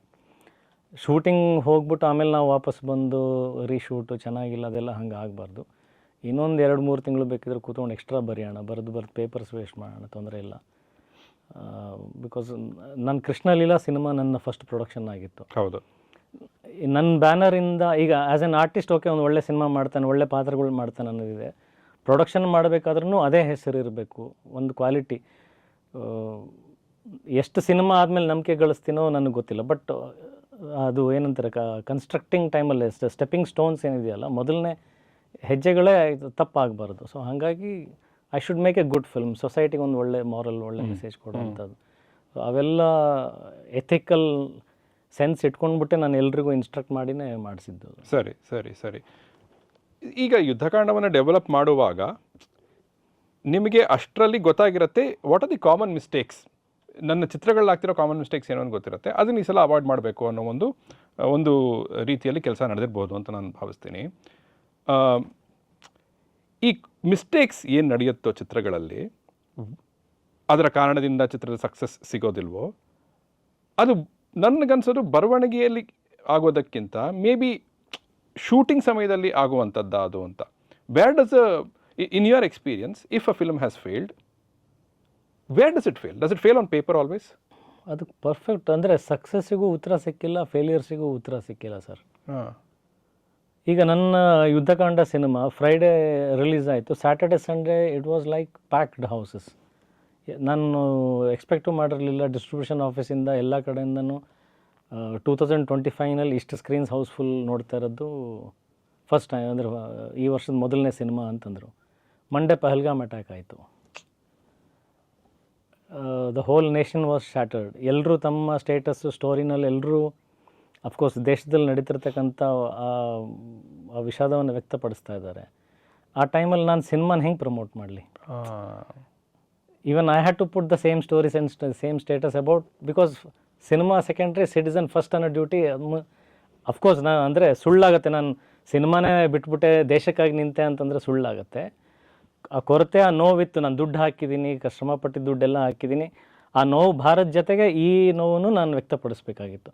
2 ನೋವಲ್ಲಿ ಯಾವ ಜಾಸ್ತಿ ನೋವನ್ನು ನೀನು ಇಡ್ತೀಯಪ್ಪ ನಿನ್ನ ಸ್ಟೋರೀಸಲ್ಲಿ, ನಿನ್ನ ಪಬ್ಲಿಸಿಟಿಲಿ ಅಂದರೆ ದೇಶ ಅಂತ ಇಟ್ಟಿದ್ದು ಅಷ್ಟೇ. ಬಟ್ ಆ ವಾರ ನನಗೆ ಫೈನಾನ್ಷಿಯಲ್ ಲಾಸ್ ಆಯಿತು. Coming Friday other language cinema ಬಂದು ನನ್ನ ಥಿಯೇಟರ್ಸ್ ಆಕ್ಯುಪೈ ಮಾಡಿತ್ತು. ಇಫ್ ನಾಟ್ ನನಗೆ ಇನ್ನೊಂದು 2-3 ಕೋಟಿ ಎಕ್ಸ್ಟ್ರಾ ಬಂದಿರೋದು. ಸೊ ಇವಾಗ ನೀವು ಯಾವುದು ತಪ್ಪು ಅಂತೀರಾ? ಇಲ್ಲಿ ವಿಧಿ ಬಂತು, ಪೇಪರು ಅಲ್ಲ, ಶೂಟಿಂಗು ಅಲ್ಲ, ವಿಧಿ ಬಂತು. ಹಂಗೆ ಸೊ ಎಕ್ಸಾಕ್ಟ್ಲಿ ಅದಕ್ಕೆ ಏನು ಆನ್ಸರ್ಸೇ ಇಲ್ಲ sir. Cinema is one magic, one gamble. ನೀವು ಜೂಜ್ ಆಡಕ್ಕೆ ಹೋಗ್ತೀರಾ, ಕಾರ್ಡ್ಸ್ ಆಡ್ತೀರಾ, ಕೆಸಿನೋನಲ್ಲಿ ಆಡ್ತೀರಾ, ಅಲ್ಲಿ ದಟ್ ಇಸ್ ಪ್ಯೂರ್ ಜೂಜ್. ಬಟ್ ಇಲ್ಲಿ ವ್ಯಾವಹಾರಿಕವಾಗಿ ಒಬ್ಬ ಪ್ರೊಡ್ಯೂಸರ್ ಜೂಜ್ ಅಂತಾನೆ ಹೊರತು, ಬಟ್ ಅಲ್ಲಿ ಮೇಯ್ನ್ ಇನ್ವಾಲ್ವ್ ಆಗೋದು ಸರಸ್ವತಿನೇ. ಕರೆಕ್ಟ್. ಆ ಸರಸ್ವತಿ ವಿದ್ಯೆ, ನಾಲೆಜ್ ಎಲ್ಲ ಇಟ್ಕೊಂಡು ಫೈನಲಿ ಆ ದುಡ್ಡು ಏನಿದೆಯಲ್ಲ ಏನಾಗುತ್ತೆ ಅಂತ ಗೊತ್ತಿಲ್ಲದೆ we have to leave. But ಯಾವ ಬಿಸ್ನೆಸ್ನಲ್ಲೂ ಇಷ್ಟು ಇನ್ಸೆಕ್ಯೂರಿಟಿ ಇಲ್ಲದೆ ಇರೋವಂಥ business, that is also true. Again successful ಆಗಿಬಿಟ್ರು ಕೆಲವೊಂದು ಸಿನಿಮಾಗಳು ಆ ಮಟ್ಟಕ್ಕೆ ಸಕ್ಸಸ್ ಆಯಿತಾ ಅನ್ನೋದು ವಂಡರ್ ಇರುತ್ತೆ. ಬಟ್ ಆಯ್ತದು ಹೆಂಗಾಯಿತು ಏನಾಯಿತು ಅಂತ ನಾವು ಆ ಟೈಮಲ್ಲಿ ಅಂದರೆ ಫಾರ್ ಎಕ್ಸಾಂಪಲ್ ಒಂದು ಸಿನಿಮಾ 3 ಕೋಟಿ ಮಾಡಬೇಕಾಗಿರೋ ಸಿನಿಮಾ 10 ಕೋಟಿ ಮಾಡಿಬಿಡ್ತು ಅಂತ ಇಟ್ಕೊಳ್ಳಿ, ಅಥವಾ 20 ಕೋಟಿ ಮಾಡಿಬಿಡ್ತು. ಯಾರು ಕೂತ್ಕೊಂಡು ಇವಾಗ ರಿಸರ್ಚ್ ಮಾಡ್ತಾ ಕೂಡಲ್ಲ ಅದು ಹೆಂಗಾಯ್ತದು, 10 ಕೋಟಿ ಹೆಂಗೆ ಮಾಡ್ತು ಅಂತ. ಅದು ಆಯ್ತದು. In the same way failures ಕೂಡ ಅಷ್ಟೇ. You have to try your best. ಏನೇನು ಪಾಸಿಬಿಲಿಟಿ ಮಾಡೋಕ್ಕೆ ಸಾಧ್ಯನೋ ಮಾಡಿರ್ತೀವಿ. ಫೇಲಿಯರ್ ಆದಮೇಲೆ ಮುಗೀತದು ಅಷ್ಟೇ. ಅದೇ ನನಗೆ ಇವರು ಡೈರೆಕ್ಟರ್ ಸೂರ್ಯ ಅವರು ಒಂದ್ಸಲ ಹೇಳ್ತಾ ಇದ್ರು, ವರ್ಷದಲ್ಲಿ ಒಂದು 3 ತಿಂಗಳು IPL ಕ್ರಿಕೆಟು ಅಂತ ಹೋಗ್ಬಿಡುತ್ತೆ, ಇನ್ನು ಒಂದಷ್ಟು ತಿಂಗಳು ಎಲೆಕ್ಷನ್ನು ಪಾಲಿಟಿಕ್ಸು ಅಂತ ಹೋಗ್ಬಿಡುತ್ತೆ, ಇದೆಲ್ಲ ಬಿಟ್ಟು ಈ ಸಿನಿಮಾಗೆ ಬರಬೇಕು ಅಂತ. ಸೊ ನನಗೆ ಅದೇ ಅನ್ನಿಸ್ತಾರೆ. ಈಗ ವ್ಯವಸಾಯ ಮಾಡ್ದಂಗೆ ರೈತ ಅವ್ನು ಪಾಪ ಶ್ರಮ ಹಾಕಿ ಎಲ್ಲವನ್ನು ಬೆಳೆಸಲಿಕ್ಕೆ ಪ್ರಯತ್ನ ಮಾಡ್ಬೋದು. ಮಳೆ ಬರಬೇಕು, ಮಳೆ ಜಾಸ್ತಿ ಬರಬಾರ್ದು, ಕಡಿಮೆ ಬರಬಾರ್ದು, exact all of that. So there are external factors ಅಂತ. But at the same time ನಿಮ್ಮ ಒಂದು ಮೆಂಟಲ್ ರಿಸಾಲ್ವ್ ಬಗ್ಗೆ ತಿಳ್ಕೊಳ್ಳೋಕ್ಕೆ ಅಥವಾ ನಿಮ್ಮ ಒಂದು ಅಪ್ರೋಚ್ನ ತಿಳ್ಕೊಳ್ಳೋಕ್ಕೆ, ಕಥೆ ಚೆನ್ನಾಗಿ ಹೇಳಿದ್ರು, ಸರಿ ಚೆನ್ನಾಗೂ ಬರ್ಕೊಂಡಿದ್ರು ಅಂತ ನಿಮ್ಗೆ ಅನ್ನಿಸ್ತು, ಬಟ್ ಸ್ಪಾಟಿಗೆ ಹೋದಾಗ ವರ್ಕ್ ಆಗ್ತಾ ಇಲ್ಲ ನಿಮಗೆ, ರೈಟ್? ಬಟ್ ನೀವು ಇನ್ಪುಟ್ಸ್ ಕೊಟ್ಟರೆ ಓಕೆ ಸರ್ ಅಂದರು, ಬಟ್ ಅದನ್ನ ಅಳವಡಿಸ್ಕೊಳ್ಳಿಲ್ಲ. ಹಾಗಿರುವಾಗ how do you keep going? ತುಂಬ ಹಿಂಸೆ ಆಗುತ್ತೆ ಅದು. ಆ ಒಂದು part I suffer a lot. I can't be dishonest. ನನಗಿರೋ ನೇಚರು, ನಾನು ಯಾವತ್ತೂ ಡಿಸಾನೆಸ್ಟ್ ಆಗಿರೋಕ್ಕೆ ಸಾಧ್ಯನೇ ಇಲ್ಲ. ನಂದು ಇಡೀ ಕರಿಯರಲ್ಲಿ ಇಲ್ಲಿವರೆಗೂ ಇಲ್ಲ, ಮುಂದೆನೂ ಇಲ್ಲ. ನಾಳೆ ನನ್ನ ಕೈಯಲ್ಲಿ ಕೆಲಸ ಸಿಗದೆ ಹೋದ್ರೂ ನಾನು ಕೆಲಸ ಪಡ್ಕೊಳ್ಳೋದಕ್ಕೋಸ್ಕರ ಡಿಸಾನೆಸ್ಟ್ ಆಗಕ್ಕೆ ನನ್ನ ನೇಚರ್ ಅಲ್ಲ, ಅದು ಯಾವತ್ತೂ ಆಗೋದೇ ಇಲ್ಲ. ನಾನು ಅದು ಪ್ರತಿ ಸಲ ಅಲ್ಲಿ ಜಗಳಾಡ್ತೀನಿ, ಕಿತ್ತಾಡ್ತೀನಿ, ಹೇಳ್ತೀನಿ ಇದು ವರ್ಕ್ ಆಗಲ್ಲ ಅಂತ. ಅವರು ಮಾತು ಕೇಳದೆ ಮಾಡ್ಬೋದು. ನೆಕ್ಸ್ಟ್ ಡೇ ಬಂದು ಇವು ಕೇಳ್ತಾ ಇಲ್ವಲ್ಲ ಅಂತ ಸುಮ್ಮನೆ ಆಗಲ್ಲ. ಅಲ್ಲಿ ನನಗೆ ಈಗೋ ಅನ್ನೋದು ಬರಲ್ಲ. ಮತ್ತೆ ನೆಕ್ಸ್ಟ್ ಡೇ ಜಗಳಾಡ್ತೀನಿ. ಅಲ್ಲಿ ಕೆಟ್ಟವನಾಗ್ತೀನೋ ಒಳ್ಳೆಯವನಾಗ್ತೀನೋ ಹೇಳೋದು ನನ್ನ ಕರ್ತವ್ಯ, ಹೇಳ್ತಾ ಇರ್ತೀನಿ. ಯಾವತ್ತೋ ಒಂದಿನ ಅವರಿಗೆ ಅರಿವಾಗ್ಬೋದು, ಅಥವಾ ನಾನು ಪದೇ ಪದೇ ಹೇಳೋದ್ರಿಂದ ಇನ್ನೊಬ್ಬ ಯಾರೋ ಬಂದು ಅವನ ಮಾತನ್ನು ಕೇಳುವಂಥ ವ್ಯಕ್ತಿ ಆಗಿರ್ಬೋದು. ಅವಾಗ ಹೌದು ಟ್ಯಾಲಿ ಆಗ್ಬೋದು, ಅಜಯ್ ಹೇಳಿದ್ದು ಹೀಗೆ ಇತ್ತು ಅಂತ. ಬಟ್ ಅದು ಕೇಳದೆ ಎಲ್ಲ ಆಗಿ ಸಿನಿಮಾ ಮುಗಿದು ಹೋಗ್ಬಿಡುತ್ತಲ್ಲ, ಅದು ತುಂಬ ಹಿಂಸೆ, ತುಂಬ ಫ್ರಸ್ಟ್ರೇಷನ್ ಆಗ್ತಾ ಇರುತ್ತೆ ನನಗೆ. ಅದು ಗೊತ್ತಿಲ್ಲ, ಅದು ದಟ್ ಹಾಂಟ್ಸ್ ಅ ಲಾಟ್. ಅದರಿಂದ ಹೊರಗೆ ಬರೋದು ಭಾಳ ಕಷ್ಟ ಆಗ್ಬಿಡುತ್ತೆ. I have to go for another film where everything is happening in order. Sir, ಆಗ ಅಂದರೆ ನಮ್ಮ ಬಗ್ಗೆ ನಮಗೆ ಸ್ವಲ್ಪ ಯಾಕೆ ನಾನು ಹಿಂಗೆ ಅಂದರೆ why am I stuck in such a situation ಅಂತ ಅನ್ಸುತ್ತೆ. ಆಗುತ್ತೆ, ತುಂಬ ಅನ್ಕಂಫರ್ಟಬಲ್ ಆಂಬಿಯನ್ಸ್ ಆಗ್ಬಿಡುತ್ತೆ, ಎನ್ವಿರಾನ್ಮೆಂಟ್ ಆಗ್ಬಿಡುತ್ತೆ. ಬಿಕಾಸ್ ಒಬ್ಬ ನಟ ಅಂತ ಅನ್ಸ್ಕೊಂಡವನು ಪಾಪ, ಅವನು he is exposing himself in front of the camera. ಅವನು ತನ್ನ ಎಲ್ಲ ವಲ್ನರಬಿಲಿಟೀಸ್ನ, ಎಲ್ಲ ಒಂದು ಈವನ್ ನ್ಯೂನತೆಗಳನ್ನು ಎಲ್ಲವನ್ನೂ ಅವನು ಕ್ಯಾಮ್ರಾ ಮುಂದೆ ಇಡ್ತಾ ಇದ್ದಾನೆ. ಪಾಪ ಅವನಷ್ಟು ಕೊಡ್ತಾ ಇದ್ದಾನೆ, ಅವನನ್ನು ಸೇಫ್ ಗಾರ್ಡ್ ಮಾಡಬೇಕು. ಬಟ್ ಅವನಿಗೆ ಇದು ಒಂದು ಪ್ರೆಷರ್, ಸರಿ ನಾನು ಎಲ್ಲವನ್ನೂ ಕೊಡ್ತಾ ಇದ್ದೀನಿ, but I know it's not working. ಅದು it's a very sorry state to be in ಅಂತ ಅನ್ಸುತ್ತೆ. ಅಲ್ಲ, ಈ ಫ್ಯಾಕ್ಟರ್ಸಿಗೇನೆ the right sensible hero or the sensible protagonist or sensible film maker should get proper success for this factors, so that he is listen. ಯಾರೋ ಫ್ಲೂಕಾಗಿ ಗೆದ್ದು ಬಂದ್ಬಿಟ್ಟು ಅವನ ಮಾತನ್ನು ಕೇಳ್ತಾರೆ, ಇಲ್ಲ ಅಂತಲ್ಲ. ಬಟ್ ಅದು ಜಾಸ್ತಿ ದಿನಾನು ಅದಂದರೆ ಏನಂತಾರೆ, ಐರನಿ ಹೆಂಗಾಗ್ಬೋದು ಅಂತಂದರೆ, maybe there is a right filmmaker, but ಇವ್ನ ಮಾತು ಕೇಳಬೇಕಾಗಿ ಬಂದಿದೆಯಲ್ಲ ಅಂತ ಕೇಳಿ ಹಾಳಾಗ್ಬೋದು, ಆ ಥರನೂ ಆಗ್ಬೋದು. ಬಟ್ ರಿಯಲಿ ಸೆನ್ಸಿಬಲ್ ಆಗಿರೋನು, who is honest, that person, ಅಂದರೆ whether is a artist or a technician, he should get proper success. Then ನಿಜವಾದ ಒಳ್ಳೆ ಫಿಲಮ್ಸ್ಗಳು ಹೊರಗೆ ಬರ್ತವೆ. ಶೋರ್ ಶೋರ್ ಶೋರ್ ಶೋರ್ ಇದೊಂದು ಮೇ ಬಿ ಇದು ಕೊನೆಯ ಪ್ರಶ್ನೆ outside of Sarala Subbarao, will come back to that. But ಒಂದು 22-23 ಕೆರಿಯರ್ ಸ್ಪ್ಯಾನಲ್ಲಿ ನೀವು ಆ್ಯಕ್ಟಿವ್ ಆಗೇ ಇದ್ದೀರಿ, ಚಿತ್ರಗಳನ್ನು ಮಾಡ್ತಾನೆ ಬಂದಿದ್ದೀರಿ. ಇದನ್ನು ನಾನು ಸ್ವಲ್ಪ ಆ್ಯಕ್ಚುಲಿ ಒಂದು ನೋವಿನಿಂದನೇ ಕೇಳ್ತಾ ಇದ್ದೀನಿ. ಸ್ವಲ್ಪ if it makes you uncomfortable, please forgive me. But ನಿಮ್ಮ ಆನೆಸ್ಟಿಗೆ, ಸ್ಕ್ರೀನ್ ಮೇಲೆ ಕಾಣೋ ಆನೆಸ್ಟಿ ಬಗ್ಗೆ ಮಾತಾಡ್ತಾ ಇದ್ದೀನಿ. ನಿಮ್ಮ ಕ್ರಾಫ್ಟ್ ಮೇಲೆ ನಿಮಗೆ ಇರುವ ಹಿಡಿತಕ್ಕೆ, when I look at your films, 30+ films, ನನಗೆ ಕೆಲವನ್ನ ಬಿಟ್ಟು ದಿ ಸಕ್ಸಸ್ ರೇಟ್ ಇಸ್, ನನಗಿನ್ನೂ ಅದು ಹೆಚ್ಚಾಗಬೇಕಿತ್ತು ಅಂತ, right? For the effort that you put in, why is it that the success rate is not higher? Success rate ಬೇಡ sir, ನನಗೆ box office ಬಗ್ಗೆ ಮಾತಾಡ್ತಾನೆ ಇಲ್ಲ. ಅಜಯ್ ರಾವ್ ಅವರ ಚಿತ್ರಗಳ ಒಂದು 30+ ಚಿತ್ರಗಳಿದ್ರು ಇದೆ ಅಂದರೆ, we still go back to only 2-3 films or 3-4 films. I would want it to be more. Sir, the simple answer ಅಂದರೆ, ನಾನು ಯಾರಿಗೂ ಹರ್ಟ್ ಮಾಡಬೇಕನ್ನೋ ಉದ್ದೇಶನೂ ಅಲ್ಲ. And so for I have huge regards, huge gratitude to all my directors, all my producers. ಏನೇ ಬಂದಿದ್ದೀನಿ, ಇಲ್ಲಿವರೆಗಿದ್ದೀನಿ. ನೀವು ಹೇಳಿದ್ರೆ ಇಷ್ಟು ವರ್ಷವೂ ಇಲ್ಲಿರೋದು ದೊಡ್ಡ ವಿಚಾರ. ಬಟ್ ಸ್ಟಿಲ್ ಅದನ್ನು ಹೊರತುಪಡಿಸಿ, ಅಂದರೆ ಮೈ ಆ್ಯಂಗಲಿಂದ ನೋಡೋಕ್ಕೆ ಹೋದರೆ, ಈಗ ನಾನೇನು ಪ್ರೊಡಕ್ಷನ್ ಸ್ಟಾರ್ಟ್ ಮಾಡಿದ್ನೋ ವಾಟ್ ಎವರ್, ಅಥವಾ ನಾನು ವರ್ಕ್ ಮಾಡಬೇಕಾಗಿರತಕ್ಕಂಥ ಜಾಗ ಪ್ರಾಬ್ಲಿ ಬೇರೆ ಇತ್ತು. ಅಂದರೆ I should have sold myself in better market, simple thing. ಆ jewel is sold in a wrong market ಅಷ್ಟೇ. ಅಂದರೆ I am not saying wrong market in the sense I don't blame those people, they have put their best effort. ಅದಕ್ಕೆ ಅದು ತುಂಬ ಅರ್ಥ ಇದೆ ಇದರಲ್ಲಿ ಹೇಳೋದ್ರಲ್ಲಿ. ನಾನು ಅವ್ರನ್ನ ಕೀಳಾಗಿ ಅಥವಾ ಅವರಿಗೆ ಕೆಟ್ಟ ಭಾವನೆಯಿಂದ ಹೇಳ್ತಾ ಇಲ್ಲ, ಅವ್ರ ಪಾದಗಳಿಗೆ ನಮಸ್ಕಾರ ನಾನು ಇಲ್ಲಿವರೆಗೂ ಕರ್ಕೊಂಬಂದಿರೋದಕ್ಕೆ.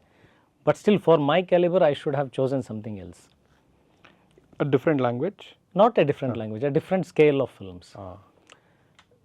ಇವಾಗ ಆಡಿಯನ್ಸಿಗೆ ಅಂದರೆ the bigger of the films you do, the bigger canvas you do, that's how you become a bigger star. ಎಲ್ಲೋ ಒಂದು ಕಡೆ ಕಥೆ ಕ್ಯಾರೆಕ್ಟರ್ ಅಂತ ಹೋದೆ, ಬಟ್ ಅದು ಆಮೇಲೆ ಗೊತ್ತಾಗಿ ಕಥೆ ಮತ್ತು ಕ್ಯಾರೆಕ್ಟರ್ ಜೊತೆ you need to choose the same story with bigger canvas, bigger scale of films. ಅದೇ ಕಥೆನೇ. ಅದನ್ನು ಆ ನಾಲೆಜ್, ನೀವು ಹೇಳಿದ್ರಲ್ಲ ಹೊಸಬ ಏನು ಬ್ಯಾಕ್ಗ್ರೌಂಡ್ ಇಲ್ಲದೆ ಬರೋದಕ್ಕೂ ಅದಕ್ಕೆ ಏನು ವ್ಯತ್ಯಾಸ ಅಂದರೆ, ನನಗೆ ಈ ವಿಚಾರಗಳು ಗೊತ್ತಿರಲಿಲ್ಲ. How big the film should be made in the early. ಇಲ್ಲಾಂದರೆ ನೀವೇನಾಗುತ್ತೆ ಬ್ರ್ಯಾಂಡ್ ಆಗ್ತಾ ಹೋಗ್ತೀರಾ, ಇವಂದು ಇಷ್ಟು ಮಾರ್ಕೆಟು ಇಷ್ಟೇ ಬಜೆಟ್ ಅನ್ನೋದು ಏನಾಗುತ್ತೆ, ಅದು ಒಂದು ಚೌಕಟ್ಟು ಇಂಡಸ್ಟ್ರಿ ಹಾಕ್ಬಿಡೋದು. ನಾವು ಹಾಕ್ಕೊಂಡಿರಲ್ಲ, ನಮಗೆ ಇದ್ರ ಬಗ್ಗೆ ನಾಲೆಜ್ ಇರಲ್ಲ ಅಷ್ಟೇ. ಇದೇ ಕಥೆನ ನಾನು I could have made bigger. ಇದೇ ಎಫರ್ಟ್ ನಾನು ಪ್ರೊಡಕ್ಷನ್ ಯಾಕಂತ ಹೇಳಿದೆ ಅಂತಂದರೆ, ಅವತ್ತು ಕೃಷ್ಣಲೀಲಾ ಮಾಡಿದಾಗ that was the biggest budget of my career, ನನ್ನ ಪ್ರೊಡಕ್ಷನ್ದೇ. ಯುದ್ಧಕಾಂಡ ಮಾಡಿದಾಗಲೂ Yuddhakaanda is so far the biggest budget of my career. ನಾನು ಅಲ್ಲಿ ಕಮಾಂಡ್ ಮಾಡುವಂಥ ಕೆಪಾಸಿಟಿ ಇತ್ತು. ಅದನ್ನು ಹಿಂಗೆ ಮಾಡಿ ಈ ಕಥೆನ ಇನ್ನೊಂಚೂರು ಎಕ್ಸಾಸರೇಟ್ ಮಾಡಿ ಇನ್ನೊಂಚೂರು ವೈಭವೀಕರಿಸಿ ಹೇಳಿ ಅನ್ನೋ ಒಂದು ಕೆಪಾಸಿಟಿ ಇತ್ತು. The same effort which I didn't do in other places. It's my fault only again. I should have chosen something bigger, something better.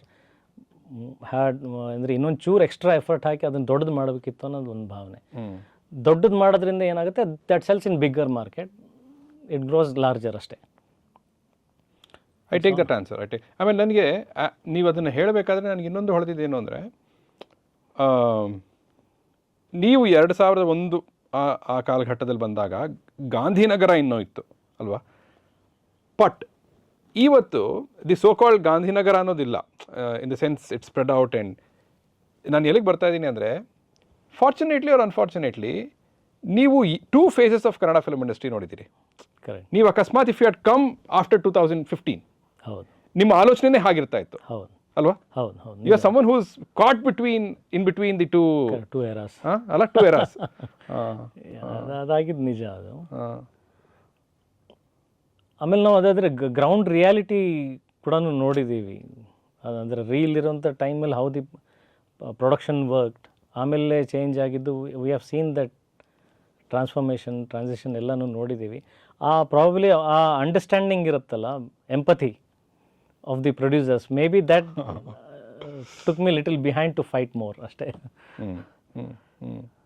But at least do the producers acknowledge that ಇಲ್ಲ Ajay Rao is a producers actor ಅನ್ನೋ ಒಂದು acknowledgement ಆದರೂ ಸಿಗುತ್ತಾ ಅವ್ರ ಕಡೆಯಿಂದ? So far ಗೊತ್ತಿಲ್ಲ Okay. Sir, ಯಾರು ಮುಖದ ಮುಂದೆ ಬಂದು ಹೇಳಿಲ್ಲ. ಸರಿ. ಒಂದು ಸ್ಕ್ರಿಪ್ಟನ್ನು ಹೇಗೆ ಚೂಸ್ ಮಾಡ್ತೀರಿ ನೀವು? ಅದು ಮುಂಚೆ ಬೇರೆ ರೀತಿಯಲ್ಲಿತ್ತಾ, ಈಗ ಬೇರೆ ರೀತಿಯಲ್ಲಿ ಆಗಿದೆಯಾ? ಇಲ್ಲ, ಅದು ಸ್ಕ್ರಿಪ್ಟ್ ಚೂಸ್ ಮಾಡೋ ರೀತಿ ಸೇಮ್. ಏನದು ಹೇಳಿ? I become that audience. ನಾನು ಥಿಯೇಟ್ರ್ನಲ್ಲಿ ಕೂತ್ಕೊಂಡಿರ್ತಕ್ಕಂಥ ಪ್ರೇಕ್ಷಕ ಆಗ್ತೀನಿ. ನಾನು ಸಿನಿಮಾ ನೋಡೋಕ್ಕೆ ಸ್ಟಾರ್ಟ್ ಮಾಡ್ತೀನಿ. ನನ್ನ ಕಥೆ ಕೇಳೋ ಶೈಲಿ ಅದೇ. ನಾನು ಸಿನಿಮಾ ನೋಡ್ತಾ ನನಗೆ ಅವ್ನು ಕನೆಕ್ಟ್ ಆಗಬೇಕು. ಇವಾಗ ನನಗೆ ಯಾವ ಪಾತ್ರ ತೊಗೊಂಡು ಬಂದಿದ್ದಾರಲ್ಲ, ಅದು ನಾನು ಇವಾಗ ಪ್ರೇಕ್ಷಕನಾಗಿ ಕೂತ್ಕೊಂಡಿದ್ದೀನಿ ಅಂತಂದರೆ ನಾನು ಕಂಪ್ಲೀಟ್ ಬ್ಲ್ಯಾಂಕ್ ಆಗಿ ಕೂತ್ಕೊಂಡು ಥಿಯೇಟ್ರ್ ಮೇಲೆ ಸಿನಿಮಾ ನೋಡ್ತಾ ಇರ್ತೀನಿ. ಅವ್ನು ನನಗೆ ಕನೆಕ್ಟ್ ಆಗಬೇಕು.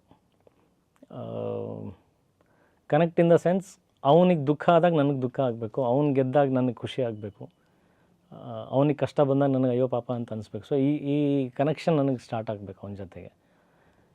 And over all at the end ಯಾವುದೇ ಒಂದು ದಾರಿ ತಪ್ಪಿಸೋವಂಥ ಮಾರ್ಗ ಆಗಿರಬಾರ್ದು ಪಿಕ್ಚರ್. Simple thing.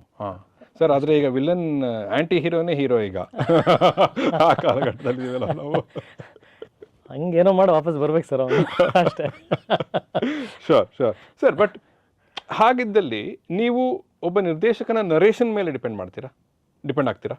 ಒಂದೊಂದು ಸಲ ಆಗಿಬಿಡುತ್ತೆ ಸರ್ ಅದು. ಅಂದರೆ ನಾವು ತುಂಬ ಬ್ಲ್ಯಾಂಕಾಗಿ ಕೂತ್ಕೊಂಡಾಗ ಒಂದೊಂದು ಸಲ ಆಗುತ್ತೆ.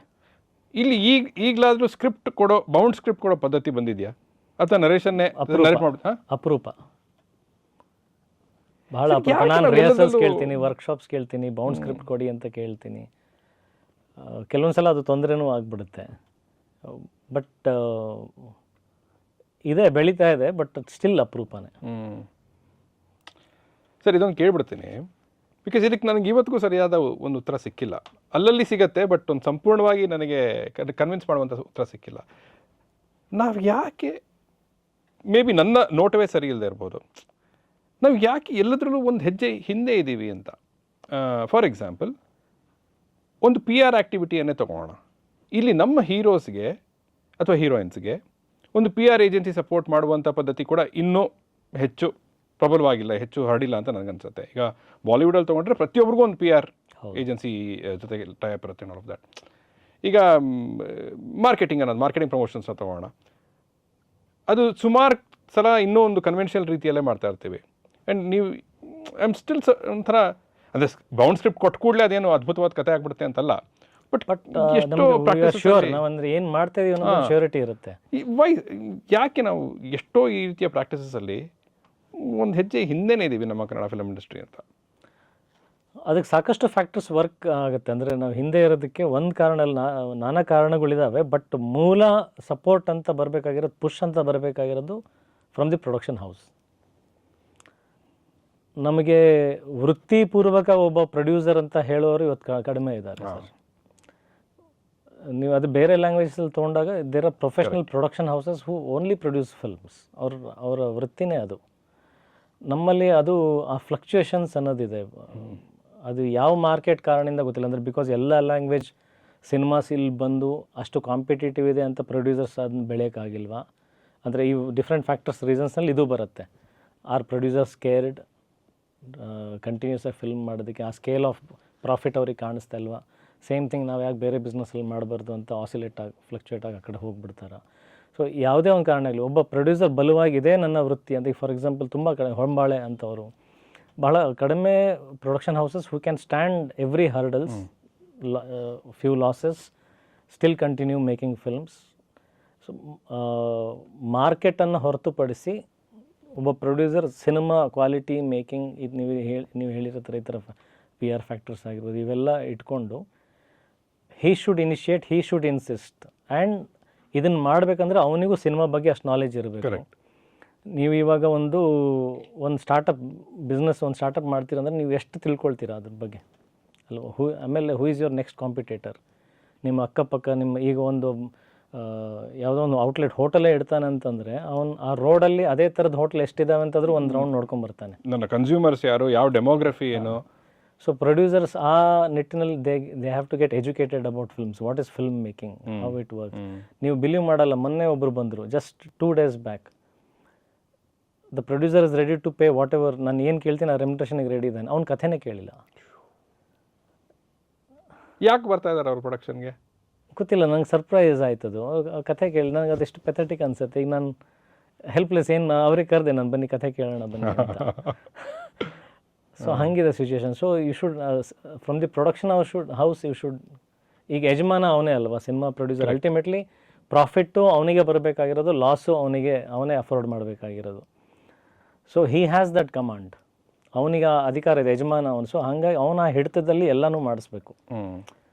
ಒಬ್ಬ ಆರ್ಟಿಸ್ಟ್ ರಿಹರ್ಸಲ್ ಬರ್ತಾ ಇಲ್ಲ ಅಂತಂದ್ರೂ ಅವನ್ನ ರಿಹರ್ಸಲ್ ಬರೋ ಥರ ಆರ್ಟಿಸ್ಟನ್ನು ಪ್ರಿಪೇರ್ ಮಾಡಬೇಕು, ಇಲ್ಲ ರಿಹರ್ಸಲಿಗೆ ಬರೋ ಆರ್ಟಿಸ್ಟ್ನ ಪಿಕ್ ಮಾಡಬೇಕು. ಮಾರ್ಕೆಟ್ನ ಫಿಯರ್ ಮಾಡದೆ ಎದುರಿಸೋಂಥ ಪ್ರೊಡಕ್ಷನ್ ಬಂದಾಗ ದ ಮೇನ್ ಫ್ಯಾಕ್ಟರ್, ನಾನು ಅದು ಒಂದೇ ಕಾರಣ ಅಂತ ಹೇಳ್ತಾ ಇಲ್ಲ, ಅದಾದಮೇಲೆ ಬರ್ತಾ ಲೇಯರ್ಸಲ್ಲಿ ಎಲ್ಲ ಫ್ಯಾಕ್ಟರ್ಸು ಕೌಂಟ್ ಆಗಿ ನಾವು ಯಾಕೆ ಹಿಂದೆ ಉಳಿದಿದ್ದೀವಿ, ಯಾಕೆ ಅಪ್ಡೇಟ್ ಆಗಬೇಕು ಅನ್ನೋದಕ್ಕೆ ಒಂದಲ್ಲ ಸುಮಾರು ಕಾರಣಗಳಿದ್ದಾವೆ. ಎಲ್ಲನೂ they have to combine together. Correct.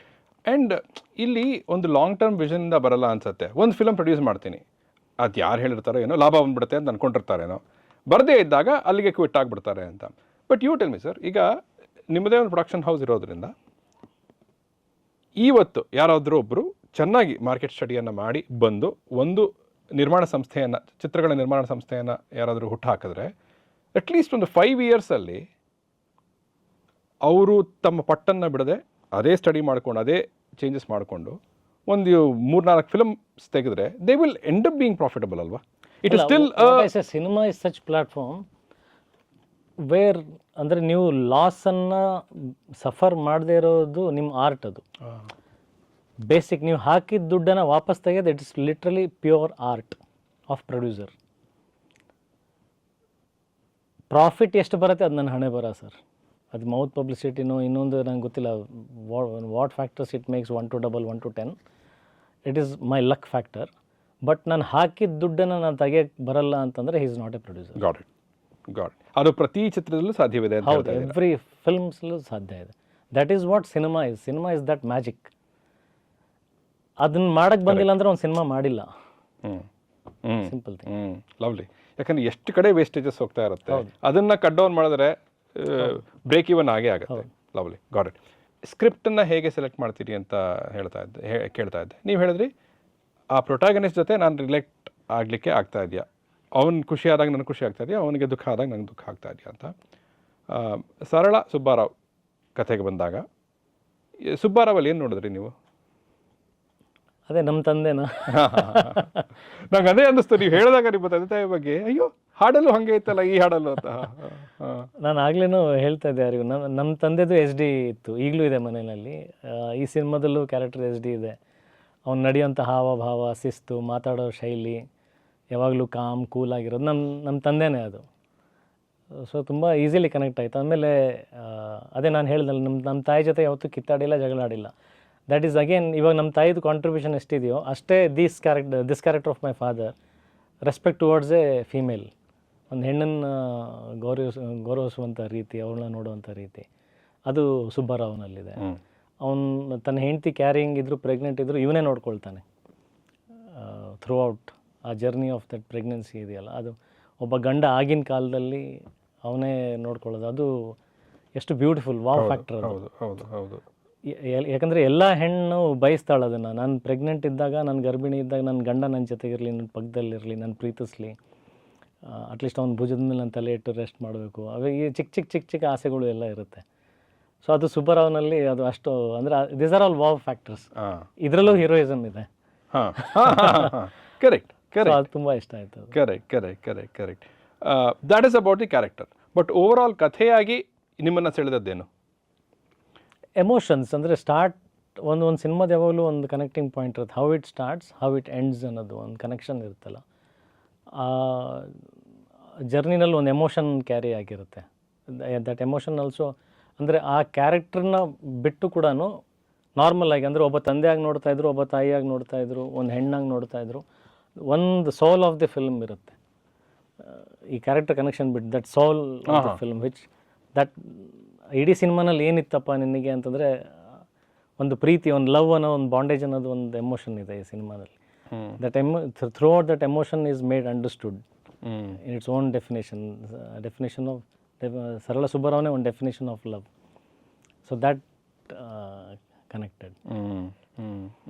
ಈಗ ಅವರು ಇದನ್ನ ನಿರ್ದೇಶಕರು ನಿಮಗೆ ನರೇಟ್ ಮಾಡಿದ್ರ ಅಥವಾ ಸ್ಕ್ರಿಪ್ಟ್ ಕೊಟ್ಬಿಟ್ರ ಇದಕ್ಕೆ? ಇಲ್ಲ, ಇದು ಫಸ್ಟ್ ಒಂದು ನಾವೆಲ್ ಐತೆ, ಇದಂದರೆ ಇದಕ್ಕೆ ರಿಲೇಟೆಡ್ ಆಗಿರೋಂಥ ಒಂದು ನಾವೆಲ್ಲು, ಅದನ್ನು ಓದೋದಕ್ಕೆ ಅಂತ ಕೊಟ್ಟಿದ್ದರು. ಅದನ್ನು ಲೇಟರ್ ಆನ್ ಡೆವಲಪ್ ಮಾಡಿ ಬೇರೆ ರೈಟರ್ಸಿಂದ ಅವ್ರ ಪರ್ಸೆಪ್ಷನಲ್ಲಿ ಅಂದರೆ ಎಕ್ಸ್ಟ್ರಾಕ್ಟ್ ಮಾಡಿ ಅದನ್ನು ಡೆವಲಪ್ ಮಾಡಿದ್ದು. ಸೊ ಫಸ್ಟ್ ನಾನು ಓದಿದ್ದು ಅದು ಕಾದಂಬರಿನ. ಯಾವ ನಾವಲ್ ಸರ್ ಅದು? ತ್ರಿವೇಣಿ ಅವ್ರದ್ದು ವಸಂತಗಾನ ಅಂತ. ತುಂಬ ಹಿಂದೆ ಬರೆದಿದ್ರು. ಐ ಥಿಂಕ್ ಎಲ್ಲೋ ಕೇಳಿದ್ದೀನಿ, ಅದು ಅಣ್ಣವ್ರು ಕೂಡ ಇಷ್ಟಪಟ್ಟಿದ್ರು ಆ ನಾವೆಲ್ನ ಓದಿ ಅಂತ. ಸೊ ಆ ನಾವೆಲ್ ನಾನು ಓದಿದ್ದು. ನಾನು ಫಸ್ಟ್ ಆ್ಯಕ್ಚುಲಿ ನಮ್ಮ ತಾಯಿಗೆ ತಂದು ಕೊಟ್ಟೆ ಅದನ್ನು. ನನಗೆ ಹೆಂಗೆ ಕನೆಕ್ಟ್ ಆಗುತ್ತೆ ಅನ್ನೋದಕ್ಕಿಂತ ಫಸ್ಟ್ ನಮ್ಮ ತಾಯಿ ಕೊಟ್ಟೆ. ನಾನು ಓದಲಿಲ್ಲ ಫಸ್ಟ್ ಅದನ್ನು. ನಮ್ಮ ತಾಯಿ ಓದಿದ್ರು. ತಾಯಿ ಓದ್ಬಿಟ್ಟು ಇದು ಚೆನ್ನಾಗಿದೆ, ಬಟ್ ಇದು ಸಿನಿಮಾ ಹೆಂಗೆ ಮಾಡ್ತೀರಾ ಅಂತ ಕೇಳಿದ್ದವರು.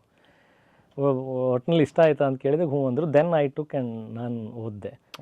So as A cinema person ನೀವು ಅದನ್ನ ಇದನ್ನ ಸಿನಿಮ್ಯಾಟಿಕ್ಕಾಗಿ ಹೆಂಗೆ ಕಾಮಿಡಿ ತೊಗೊಂಬರ್ತಾರೆ, ಹೆಂಗೆ ಡೈಲಾಗ್ಸ್ ಅದ್ರ ಪರಿವರ್ತನೆ ಆಗುತ್ತೆ ಅನ್ನೋದು ನನಗೊಂದು ಸ್ಮಾಲ್ ಊಹೆ ಅನ್ನೋದಿತ್ತು. ಅದು ಹಂತವಾಗಿ ಚರ್ಚೆ ಮಾಡ್ತಾ ಅಂದರೆ over A period of time ನಾವು ಮೀಟಿಂಗ್ಸ್ ಮಾಡ್ತಾ ಇದ್ವಲ್ಲ, ಪ್ರೊಡ್ಯೂಸರು ಮತ್ತು ಡೈರೆಕ್ಟ್ರ್ ಎಲ್ಲ, ನಾವು ಕೂತ್ಕೊಂಡು ಏನೇನು ಅಪ್ಡೇಟ್ಸ್ ಆಗಿದೆ, ಏನೇನು ಡೈಲಾಗ್ಸ್ ಬಂದಿದೆ, ಏನೇನು ಅದಕ್ಕೆ ಸೀನ್ ಎಡಿಷನ್ಸ್ ಆಗಿದೆ.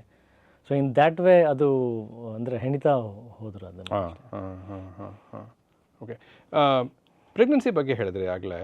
ನನಗೆ ಫಸ್ಟ್ ಆಫ್ ಆಲ್ ಇಲ್ಲಿವರೆಗೂ 3 ವಿಡಿಯೋ ಹಾಡುಗಳು ಬಂದಿವೆ ಚಿತ್ರದ್ದು. ನನಗೆ ಅದೇ ಒಳ್ಳೆ ಐಡಿಯಾ ಅಂತ ಅನ್ನಿಸ್ತು. ಬಿಕಾಸ್ ಬರೀ ಹಾಡುಬಿಟ್ರೆ ನಮಗೆ ಕಾಂಟೆಕ್ಸ್ಟ್ ಇರಲ್ಲ. ನಾವು ವಿಜುವಲ್ಸ್ ಜೊತೆ ನೋಡಿಬಿಟ್ರೆ ಅದು ಸ್ವಲ್ಪ ಬೆಟರ್ ಆಗಿರುತ್ತೆ ಅಂತ ನನಗೆ ಅನ್ನಿಸ್ತು. ಅದರಲ್ಲಿ ನನಗೆ ಒಂದು ಸ್ಟ್ರೈಕಿಂಗ್ ಆಗಿ ಅನಿಸಿದ್ದು 2 ಹಾಡು ಮೋರಲ್ಲೆಸ್ ಪ್ರೆಗ್ನೆನ್ಸಿ ಬಗ್ಗೆನೇ ಇತ್ತು. ಆ್ಯಂಡ್ ನೀವು ಇವಾಗ ಹೇಳುವಾಗ ನನಗೆ ಅನ್ನಿಸ್ತಾರೆ ಮೋಸ್ಟ್ಲಿ ಫಸ್ಟ್ ಹಾಫಲ್ಲಿ ಅದೇ ಒಂದು ದೊಡ್ಡ ಎಲಿಮೆಂಟ್ ಆಗಿರತ್ತಾ ಅಂತ. ಈಗ ರಾಜಾರಾಣಿ ಇರಲಿ ಅಥವಾ ಇದು ಕಾಬೂಲ್ ದ್ರಾಕ್ಷಿ ಇರಲಿ, ಎರಡೂ ಪ್ರೆಗ್ನೆನ್ಸಿ ಬಗ್ಗೆನೇ ಮಾತಾಡತ್ತಲ್ಲ. ಈಗ ಇದು ಕಾಬೂಲ್ ದ್ರಾಕ್ಷಿ ಸಾಂಗ್ ಅವಳ ಬಯಕೆಗಳ ಬಗ್ಗೆ. ಹೌದು. ಅಂದರೆ ಈ ಸಿನಿಮಾದಲ್ಲಿ ಒಬ್ಬ ಗಂಡ ಅವಳ ಬಯಕೆಗಳನ್ನು ಈಡೇರಿಸೋದಕ್ಕೆ ಎಷ್ಟೆಲ್ಲ ಕಷ್ಟಪಡ್ತಾನೆ. ಅವಳು ಏನೇನೋ ವಿಚಿತ್ರವಾಗಿ ನಾನ್ ಸೀಸನಲ್ ಫ್ರೂಟ್ಸ್ ಎಲ್ಲ ಕೇಳ್ಬಿಡ್ತಾಳೆ ಒಂದೊಂದ್ಸಲ. ಅದೆಲ್ಲ ಹುಡ್ಕೊಂಡು ತೊಗೊಂಡು ಬರೋಷ್ಟರಲ್ಲಿ ಅವಳಿಗೆ ಬೇರೆ ಬಯಕೆ ಬಂದ್ಬಿಟ್ಟಿರುತ್ತೆ, ಅದ್ರ ಮೇಲೆ ಆಸೆ ಹೋಗ್ಬಿಟ್ಟಿರುತ್ತೆ. ಸೊ ಓವರ್ ಆಲ್ ಇದೊಂದು ಚಾರ್ಲಿ ಚಾಪ್ಲಿನ್ ಥರ ಒಂದು ಸರ್ಕಸ್ ಆಗ್ಬಿಟ್ಟಿರುತ್ತೆ ಇವನಿಗೆ. ಅವಳಿಗೆ ಬೇಜಾರು ಮಾಡ್ಬೋದು, ಯಾವುದೇ ಕಾರಣಕ್ಕೂ ಅವಳು ಮುನಿಸ್ಕೊಬಾರ್ದು, ಅವಳು ಖುಷಿಯಾಗಿರ್ಬೇಕು ಅನ್ನೋದು ಅಷ್ಟೇ ಇವನ ಧ್ಯೇಯ. ಸೊ ಆ ಸೆಕೆಂಡ್ ಹಾಫ್ ಇಡೀ ಪಿಕ್ಚರ್ ಇದೆಯಲ್ಲ, that is like surrender to the pregnant wife. Total surrender ಅಂದರೆ ಅವಳು ದೇವರು, ಇವನ್ ಸೇವಕ ಅಷ್ಟೇ ಇಡೀ ಪಿಕ್ಚರ್. ಸೊ ಅದೇ ಬ್ಯೂಟಿ, ಮಜಾ ಇರೋದು. ಸೊ ಹೆಸರು ಮಾತ್ರ ಸರಳ, ಅವರು ಪಾತ್ರ ಸರಳ ಅಲ್ಲ, ಸರಳ ವ್ಯಕ್ತಿ ಅಲ್ಲ ನಿಭಾಯಿಸಕ್ಕೆ. ಓಕೆ, ಇದು ನಾನು ಅದೇ 3 ಹಾಡುಗಳನ್ನು ನೋಡಿದ್ದೆ. ಇವಾಗ ನನಗೆ ಟ್ರೈಲರ್ ತೋರಿಸಿದ್ರು. ಆ 3 ಹಾಡುಗಳನ್ನು ನೋಡಿದಾಗ ನನಗೆ ಅನ್ನಿಸ್ತು, ಓಕೆ ಇದೊಂದು ಕಪಲ್ ಬಗ್ಗೆ ಒಂದು ಸ್ಟೋರಿ ಅಂತ ಅನಿಸಿತ್ತು. ಆ್ಯಂಡ್ ಇಷ್ಟು ಒಂದು ರೀತಿಯ ಸಿನ್ಸಿಯರಾಗಿ ಒಂದು ಕಪಲ್ನ ರೊಮ್ಯಾನ್ಸ್ ಆಗಲಿ ಅಥವಾ ಅವ್ರ ರಿಲೇಷನ್ಶಿಪ್ ಆಗಲಿ ಸ್ವಲ್ಪ ದಿನವೇ ಆಗಿತ್ತು ಅದನ್ನು ನೋಡಿ ಅಂತ ಅಂದ್ಕೊಂಡಿದ್ದೆ. ಬಟ್ ಟ್ರೇಲರ್ ನೋಡಿದ ಮೇಲೆ ನನಗೆ ಗೊತ್ತಾಗಿತ್ತು. ಬಿಕಾಸ್ ನಾನು 1971 1970s ಯಾಕೆ ಇಟ್ಟರು ಅಂತ ಅಂದ್ಕೊಳ್ತಾ ಇದ್ದೆ. ಟ್ರೇಲರಲ್ಲಿ ನೋಡಿದಾಗ ಇಂಡೋ ಪಾಕ್ ವಾರ್ ಅಂತ ಬಂತು, ಆಮೇಲೆ ರಂಗಣ ರಘು ಅವರ ಕ್ಯಾರೆಕ್ಟರ್ ಬಂತು. ಅಫ್ಕೋರ್ಸ್ ನೀವು ಹೇಳಬೇಡಿ ಏನೋ ಅದು ಅಂತ, ಬಟ್ ಇವರಿಬ್ಬರ ಒಂದು ಸಂಸಾರವನ್ನು ಬಿಟ್ಟು ದೊಡ್ಡದಾಗಿ ಬೇರೆ ಏನೋ ನಡೆಯುತ್ತಾ ಕಥೆಯಲ್ಲಿ?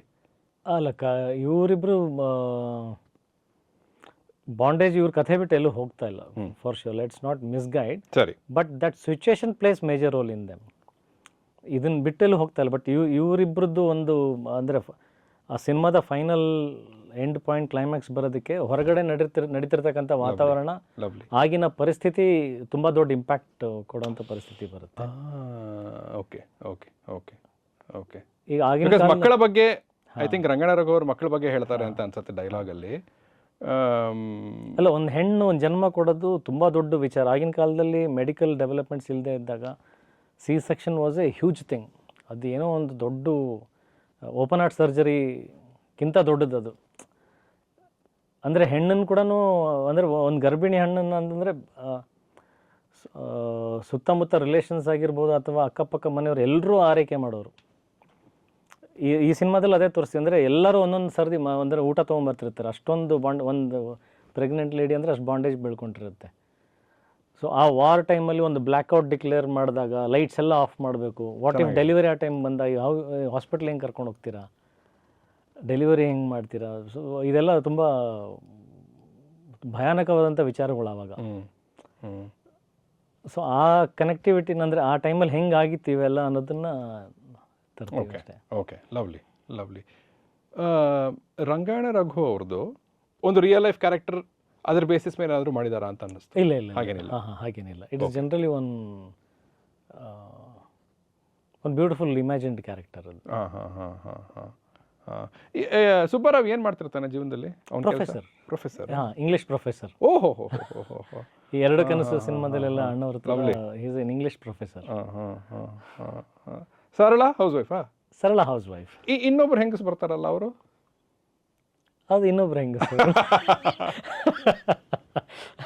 ಸರಿ ಸರಿ ಸರಿ ಸರಿ ಸರಿ. ಬಟ್ ಎಲ್ಲವೂ ಈಗ ಇನ್ನೊಬ್ಬ ಹೆಂಗಸಾಗಿರಲಿ ಅಥವಾ ಇಂಡೋಪಾಕ್ ವಾರ್ ಆಗಿರಲಿ, ಬ್ಲ್ಯಾಕ್ಔಟು ಎಲ್ಲವೂ ಆಗಿರಲಿ, ಎಲ್ಲವೂ ಏನು ಅಂದರೆ ಇವರಿಬ್ಬರ ಸಂಸಾರ, ಅದರಲ್ಲಿ ಬರೋ ಎಕ್ಸ್ಟರ್ನಲ್ ಎಲಿಮೆಂಟ್ಸ್. ಹಾಂ, ಕರೆಕ್ಟ್. ಓಕೆ. ಕಥೆ ಇವರಿಬ್ಬರನ್ನ ಬಿಟ್ಟು ಎಲ್ಲೂ ಹೋಗ್ತಾಯಿಲ್ಲ. ಸರಳ ಸುಬ್ಬಾರಾವ್ ಅಂದರೆ ಸರಳ ಸುಬ್ಬಾರಾವ್ನೇ, ಇವ್ರದ್ದೇ ಕಥೆ ಅದು. Very nice. ವಸಂತಗಾನಲ್ಲಿ ಅಂದರೆ ಅಲ್ಲೂ ಕೂಡ ಈ ಎಕ್ಸ್ಟರ್ನಲ್ ಫ್ಯಾಕ್ಟರ್ಸ್ ಇತ್ತಾ? Was that? ಹಾಂ, ಅದು ಇನ್ನೊಂದು ಹೆಣ್ಣು ಅವೆಲ್ಲ ಎಲ್ಲ ಇದೆ. ನೀವು ಐ ಥಿಂಕ್ ಹೋದ ವರ್ಷ ಮೇ ಅಲ್ಲ ಶೂಟ್ ಶುರು ಆಗಿದ್ದು ಯಾವುದು ಈ ಚಿತ್ರದ್ದು? ಇಲ್ವಾ? ಮೇ ಅಲ್ಲಿ ನೀವು ಒಂದು ಹಾಡನ್ನ ಬಿಡುಗಡೆ ಮಾಡಿದ್ರಿ ಅನ್ಸುತ್ತೆ ಅಲ್ವಾ? ಮೇಲ್ ಹಾಡು ಬಿಡುಗಡೆ ಮಾಡಿದ್ರಿ. ಐ ಥಿಂಕ್ ಆ ಸಂದರ್ಭದಲ್ಲಿ ನೀವು ಹೇಳಿದ್ರಿ ಇದೊಂದು ಟ್ರಿಬ್ಯೂಟ್ ಟು ಸರಿ ಆ ಒಂದು ಕಾಲದ ಕನ್ನಡ ಚಿತ್ರಗಳಿಗೆ and all of that, and talking about doctor Rajkumar and all of that. But ಇನ್ನೊಂದು ಮಾತನ್ನು ಬಳಸಿದ್ರಿ. ನಾನು 2 ಇಂಟರ್ವ್ಯೂ ನಾನು ಅದೇ ನೋಡಿದೆ. I am also proud to be a part of this film ಅಂತ. ಯಾಕೆ? What are you proud of? The way this craft is made from production side, art department ಆಗಿರ್ಬೋದು, ಕಾಸ್ಟ್ಯೂಮ್ ಡಿಪಾರ್ಟ್ಮೆಂಟ್ ಆಗಿರ್ಬೋದು, they lot of things to appreciate on this technical parts. Again ಅಂದರೆ ಇಲ್ಲಿ the way the producer has contributed and taken that initiative, ಅದು the craftsmanship of this film. I was being a part of this team ಅನ್ನೋದಕ್ಕೆ that really brings proudness. But ಇದು ಅವರ ಮೊದಲ ಚಿತ್ರವಾ ಈ ನಿರ್ಮಾಣ ಸಂಸ್ಥೆ? ಹೌದು ಹೌದು ಹೌದು. Okay okay. ಅವರು ನಿಮ್ಮನ್ನು ಅಪ್ರೋಚ್, ನಮ್ಮ ನಿರ್ದೇಶಕರು ನಿರ್ಮಾಪಕರನ್ನು ಕರ್ಕೊಂಡ್ಬಂದಿದ್ದ ಅಥವಾ ನಿರ್ಮಾಪಕರು ನಿಮ್ಮ ಹತ್ರ ಬಂದಿದ್ದ? ಇಬ್ಬರು ಒಟ್ಟಿಗೆ ಬಂದರು, ಬಟ್ ಅದು ಯಾರ್ದು ಚಾಯ್ಸ್ ಇತ್ತನೋ ನನಗೆ ಸ್ಟಿಲ್ ಗೊತ್ತಿಲ್ಲ, ಬಟ್ ಇಬ್ಬರು ಒಟ್ಟಿಗೆ ಬಂದರು. ಈಗ ನೀವೊಂದು ಚಿತ್ರಕ್ಕೆ ಸೈನ್ ಮಾಡಿದಾಗ ಯಾವ ಯಾವ, ಈಗ ಫಾರ್ ಎಕ್ಸಾಂಪಲ್ ಕಾಸ್ಟಿಂಗಲ್ಲೂ ನಿಮ್ಮ ಸಜೆಷನ್ಸ್ ನೀವು ಕೊಡೋದುಂಟಾ? ಫಾರ್ ಎಕ್ಸಾಂಪಲ್ ಇದಕ್ಕೆ ಒಬ್ಬರು I think debutant actress for the, ತೆಲುಗುನಲ್ಲಿ ಎರಡು ಸಿನಿಮಾ ಮಾಡಿದ್ರು ಅನ್ಸುತ್ತೆ, ನನಗೆ ಎಕ್ಸಾಕ್ಟ್ ಮಾಹಿತಿ ಇಲ್ಲ, ಬಟ್ ಒಂದೆರಡು ಮಾಡಿದ್ರು ಅನ್ಸುತ್ತೆ ಅವಾಗ. Okay okay. ಬಟ್ ಅವರ ಕಾಸ್ಟಿಂಗ್ ಚಾಯ್ಸ್ ಯಾರದ್ದು? ಅದು ಪ್ಯೂರ್ಲಿ ಪ್ರೊಡ್ಯೂಸರ್ ಮತ್ತು ಡೈರೆಕ್ಟರ್. ಓಕೆ. ಆ್ಯಕ್ಚುಲಿ ಇಲ್ಲ, ನೀವು ಸಾಕಷ್ಟು ಕನ್ನಡ ಹೀರೋಯಿನ್ಸ್ ಜೊತೆ ಮಾಡಿದ್ದೀರಿ, ಬಟ್ ನಾನು ಹೆಚ್ಚಾಗಿ ಮಾಡಿರೋದೆಲ್ಲ ಕನ್ನಡ. ಇದು ಹೇಗಿರುತ್ತೆ ಮತ್ತೆ? ಅವರಿಗೆ ಭಾಷೆ ಬರೋದಿಲ್ಲ ಅಲ್ವಾ? ಭಾಷೆ ಬರೋದಿಲ್ಲ, ಹೌದು. ಸೊ ಅವ್ರಿಗೆ ಏನು ಹೇಳ್ತಿರ್ತಾರೆ ಡೈಲಾಗ್ ಸಮಯದಲ್ಲಿ, ನೀವು ಅದನ್ನು ಹೇಗೆ, because it is give and take. ಪಾಪ ಅವ್ರ ಎಕ್ಸ್ಪ್ರೆಷನ್ಸ್ ಕೊಡ್ತಿರ್ಬಹುದು, ಬಟ್ ಆ ಪದಗಳು ನಿಮ್ಮ ಕಿವಿಗೆ ಬೀಳದಿರುವಾಗ ನೀವು ಹೇಗೆ ರಿಯಾಕ್ಟ್ ಮಾಡ್ತೀರಿ ಅಂತ. ಅಲ್ಲ, ಬಟ್ ಇಲ್ಲಿ ಈ ಹೀರೋಯಿನ್ನು ಪ್ರತಿಯೊಂದು ವಿಚಾರನೂ ಟ್ರಾನ್ಸ್ಲೇಟ್ ಮಾಡಿಕೊಂಡು ಪ್ರತಿಯೊಂದು ವರ್ಡ್ದು ಬ್ರ್ಯಾಕೆಟಲ್ಲಿ ಅರ್ಥ ಬರ್ಕೊಂಡು, ಅವಳು ಲಿಟ್ರಲಿ ಡೈಲಾಗ್ಸ್ ಹೇಳ್ದಾಗ ಬಾಯರ್ಟ್ ಆಗಿದ್ದಾಳೆ ಅಂತ ಅನಿಸಿಲ್ಲ ನನಗೆ. ತುಂಬ ನೀಟಾಗಿ ಎಮೋಟ್ ಮಾಡೋಳು. ಕೆಲವೊಂದು ಅಫ್ಕೋರ್ಸ್ ಪದಗಳು ಅಲ್ಲಿನ ಸ್ಲ್ಯಾಂಗ್ ಅಂದರೆ ಬೇರೆದನ್ನೋದು ಅಂತೂ ಗೊತ್ತಿರ್ತೈತೆ, ಬಟ್ ಹೋಗ್ತಾ ಹೋಗ್ತಾ ಅದು ನಮಗೆ ಅದು ಅಭ್ಯಾಸ ಆಗೋಯ್ತದು. ಪ್ರೊನೌನ್ಸಿಯೇಷನ್ ಸ್ವಲ್ಪ ವ್ಯತ್ಯಾಸ ಇದ್ರೂ ಅಷ್ಟು ಚೆನ್ನಾಗಿ ಗ್ರಾಸ್ಪ್ ಮಾಡ್ಕೊಂಡು ಅಂದರೆ ಬೈ ಹಾರ್ಟ್ ಹಾಕಿ ಹೇಳ್ತಿದ್ದಾಳೆ ಅನ್ನೋದಿರಲಿಲ್ಲ. She was emoting. ಸೊ ಇವ್ರು ಶೂಟಲ್ಲಿ ಕನ್ನಡದಲ್ಲೇ ಹೇಳ್ತಾ ಇದ್ರು ಡೈಲಾಗ್ಸ್? ಹೌದು ಹೌದು ಹೌದು. ಎಲ್ಲೂ ಪ್ರಾಂಪ್ಟ್ ತೊಗೊಳ್ದೆ ಅವರೇ ಡೈಲಾಗ್ಸ್ನ ಹೇಳಿರೋದು. ಡೈರೆಕ್ಷನ್ ಟೀಮ್ ಮತ್ತು ಡೈರೆಕ್ಟ್ರು ಇವರೆಲ್ಲರೂ they are prepared very well. ಅವಳು ಅಷ್ಟೇ ಎಫರ್ಟ್ ಹಾಕಿ,